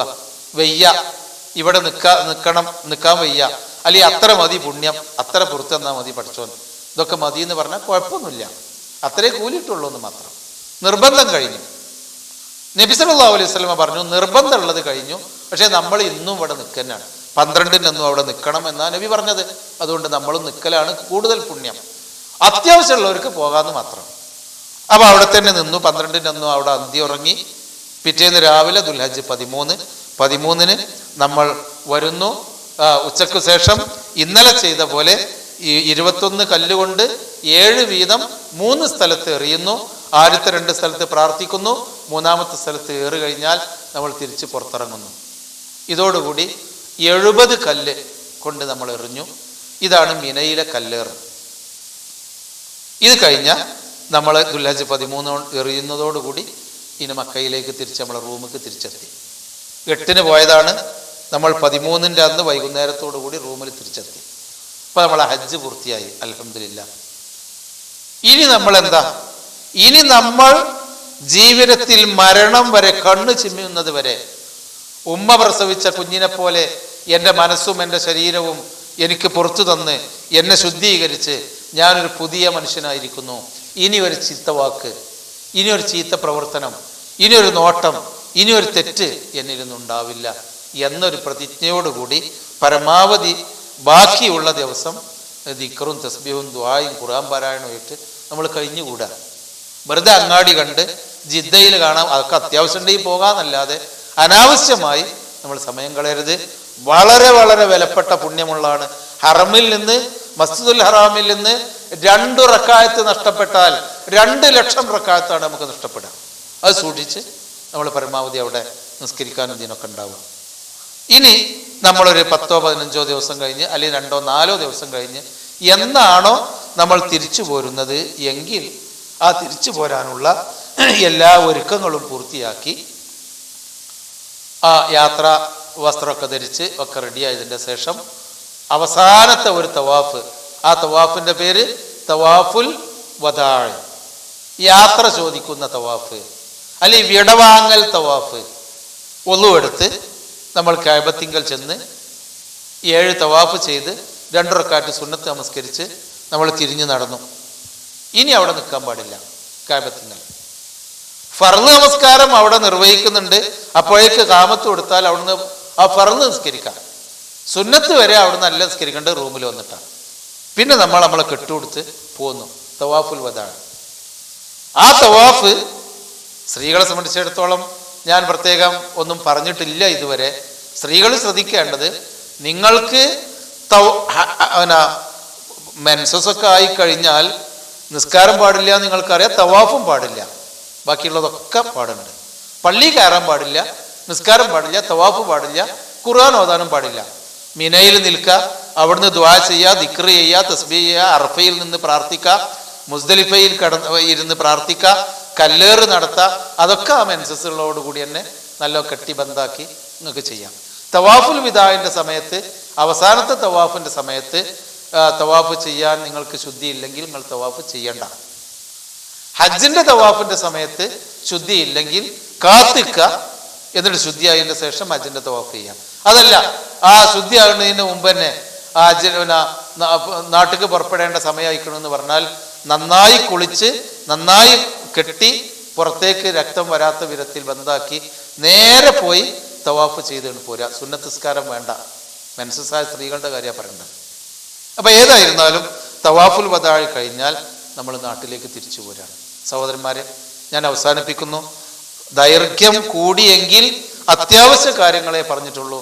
ഹജ്ജ് ഉംറയാണ് ആദ്യം പറഞ്ഞത്, പിന്നെ മദീന യാത്ര പറഞ്ഞു.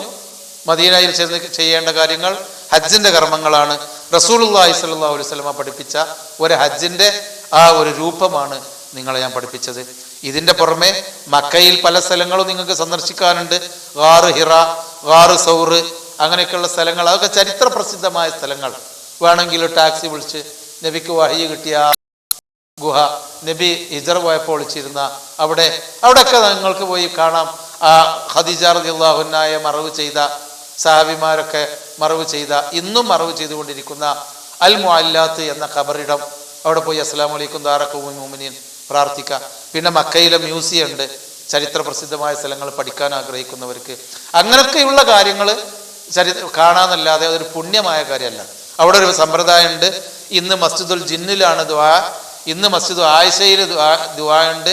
എല്ലാവരും 5 റിയാൽ ഇറണം എന്ന് പറഞ്ഞ് ആളുകൾ പൈസയും വാങ്ങി ഓരോരോ പള്ളി കൊണ്ടുപോയി മസ്ജിദ് ബിലാൽ എന്നൊക്കെ പറഞ്ഞ് അങ്ങനെയുള്ള കാര്യങ്ങൾക്ക് നിങ്ങൾ മെനക്കെടരുത്.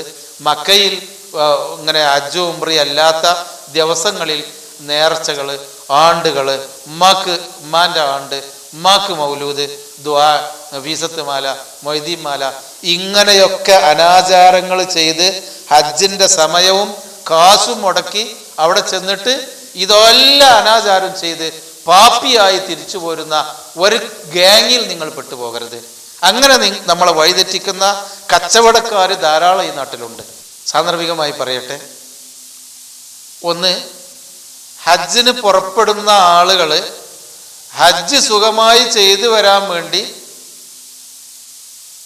പടച്ചോനോട് പ്രാർത്ഥിക്കുന്നതിന് പകരം തഖ്വ എന്ന സജ്ജീകരണം ഒരുക്കുന്നതിന് പകരം ജാർത്തുങ്ങ പോകും. എന്നിട്ട് ഹജ്ജ് ചെയ്ത് നല്ല ഹജ്ജ് ചെയ്ത് തിരിച്ചു വരാൻ വേണ്ടി ദർഗയിൽ പോയി അവിടെ തവാഫ് ചെയ്യും. അവിടെ നമ്മളെ ജാർത്തുങ്ങൽ പോയി, ഒമ്പുറത്ത് പോയി, അല്ലെങ്കിൽ പുത്തമ്പള്ളി പോയി, അജ്മീർ പോയി, ഏർവാടി പോയി, അതുപോലെയുള്ള മനുഷ്യനെ ശിർക്കിലേക്ക് നയിക്കുന്ന സ്ഥലങ്ങളിൽ ഈ പുരോഹിതന്മാർ നമ്മളെ കൊണ്ടുപോയി ചെയ്യിച്ച് ചുറ്റിച്ച് ഒരു ശിർക്ക് ചെയ്യിപ്പിച്ചിട്ട് പക്കത്തേക്ക് പറഞ്ഞേക്കും. എന്നിട്ട് ഹജ്ജ് ചെയ്ത് വന്നിട്ട് സുഖമായി തിരിച്ചെത്തിയതിന് നന്ദി പറയാൻ വേണ്ടി ഈ ശിർക്ക് വീണ്ടും ചെയ്യിപ്പിക്കും. ഈ തരത്തിലുള്ള എല്ലാ തരത്തിലുള്ള ശിർക്കിലും നമ്മൾ ഒഴിവാകണം സഹോദരന്മാരെ. അല്ലാത്തവരോട് നമ്മൾ പ്രാർത്ഥിക്കാൻ പാടില്ല. ഖബർ കെട്ടിപ്പൊക്കാൻ പാടില്ല. ആരെങ്കിലും കെട്ടിപ്പൊക്കിയിട്ടുണ്ടെങ്കിൽ അവിടെ പോയിട്ട് പുണ്യം കിട്ടുമെന്ന് വിചാരിച്ച് നമ്മൾ പോകേണ്ടതില്ല. നേരെ മറിച്ച് നമ്മളെ നാട്ടിലെ മഖബറയിൽ പോയി നിങ്ങൾ സലാം ചൊല്ലിക്കോളി, നിങ്ങളെ ഉമ്മാക്കും ഉപ്പാക്കും സ്നേഹിതന്മാർക്കും വേണ്ടി നിങ്ങൾ പ്രാർത്ഥിച്ചോളി. അതൊരു വിഷയം. സാന്ദർഭികമായി പറയാനുള്ള മറ്റൊരു വിഷയം, നമ്മളെ നാട്ടിൽ നിന്ന് ഹജ്ജിന് പോകുന്ന ആളുകൾ റെയിൽവേ സ്റ്റേഷനിലും റോട്ടുമെന്നൊക്കെ കൂട്ടുവാങ്ക് കൊടുത്തു പോകാറുണ്ട്. നബിയുടെ ചര്യയിൽ പെട്ടതല്ലേ അല്ല, അങ്ങനെയൊന്നുമില്ല. പണ്ട് കാലത്ത് വസൂരി ചെവുത്താൻ ആട്ടാൻ വേണ്ടി ബാങ്ക് കൊടുത്തിരുന്നു എന്ന് കേട്ട് നമ്മൾ ചെറുപ്പത്തിൽ പറഞ്ഞു കേട്ടിട്ടുണ്ട്. ആജിമാരെ ഇവിടുന്ന് ആട്ടി പറഞ്ഞേക്കാൻ വേണ്ടിയുള്ള ഒരു പരിപാടി എന്നല്ലാതെ ഇസ്ലാമുമായി യാതൊരു ബന്ധവുമില്ല, ഒരു ബന്ധവുമില്ല. നിങ്ങളതിനെ അനുവദിക്കരുത്. അങ്ങനെയുള്ള കൂട്ടുവാങ്ങിൻ്റെ ഹജ്ജ് ഗ്രൂപ്പിൽ നിങ്ങളിട്ട് പോവുകയും ചെയ്യരുത്. ഞാൻ പറയുന്നു, അള്ളാഹുവിൻ്റെ റസൂല് പഠിപ്പിച്ച ഹജ്ജ് നിങ്ങൾ ചോദിച്ചറിഞ്ഞ് മനസ്സിലാക്കുക. കൂടുതൽ വിശ്വാസമൊന്നും വേണ്ട. ഈ ജാതി കാര്യങ്ങൾ വളരെ ലളിതമായി മനസ്സിലാക്കി നിങ്ങൾ ഈ കർമ്മം നിർവഹിച്ച് തിരിച്ചു പോരുക. വീണ്ടും വീട്ടിലെത്തിക്കഴിഞ്ഞാൽ ഇനി എത്ര കാലം നമ്മൾ ജീവിച്ചാലും ഈ ഒരു പുണ്യം നിലനിർത്തിക്കൊണ്ട് ജീവിക്കുക. അള്ളാഹു താല മഖബൂലും മബ്റൂറും എല്ലാ അർത്ഥത്തിലും സ്വീകാര്യയോഗ്യമായ അള്ളാഹുവിൻ്റെ മുത്ത് മുഹമ്മദ് മുസ്തഫ സല്ലല്ലാഹു അലൈഹി വസല്ലം പഠിപ്പിച്ച ആ രൂപത്തിൽ ഹജ്ജ് കർമ്മങ്ങൾ നിർവഹിച്ച് തിരിച്ചു പോരാനും ആ ഹജ്ജിൻ്റെ വെളിച്ചത്തിൽ വിശുദ്ധമായി മരണം വരെ ജീവിക്കാനും ഈമാനോടുകൂടി മരിക്കാനും നമുക്ക് തൗഫീക്ക് നൽകുമാറാവട്ടെ. രോഗങ്ങളും പ്രയാസങ്ങളും ഇല്ലാതെ ഹജ്ജ് ചെയ്ത് നമ്മുടെ മക്കളിലേക്ക് തിരിച്ചു വരാൻ അള്ളാഹു തആല നമുക്ക് തൗഫീക്ക് നൽകുമാറാവട്ടെ. നമ്മളെ കാശും നമ്മളെ ആരാധനാകർമ്മങ്ങളും വാങ്ങി പിഴപ്പിച്ച് കളയുന്ന എല്ലാവിധ ദുർമാർഗികളിൽ നിന്നും അവരുടെ ചെയ്തികളിൽ നിന്നും അള്ളാഹു നമ്മളെ രക്ഷപ്പെടുത്തുമാറാവട്ടെ. മിനായിൽ, മുസ്ദലിഫയിൽ, അറഫയിലൊക്കെ ഖുർആൻ പാരായണം, ദിക്റുകൾ, തസ്ബീഹുകൾ അല്ലാത്ത മറ്റു അനാചാരങ്ങളും പാട്ടും ബെയ്ത്തും ചെല്ലിച്ച് വഴിതെറ്റിക്കുന്നവരുടെ കൂട്ടത്തിൽ നിന്ന് അള്ളാഹു നമ്മളെ രക്ഷിക്കുമാറാവട്ടെ. റബ്ബന ആതിനാ ഫിദ്ദുനിയ ഹസന വഫിൽ ആഖിറതി ഹസനതൻ വഖിനാ അദാബന്നാർ. വസല്ലല്ലാഹു വസല്ലം അലാ ഖൈരി ഖൽഖിഹി മുഹമ്മദിൻ വഅലാ ആലിഹി വസഹ്ബിഹി വസല്ലമ തസ്ലീമൻ കസീറാ.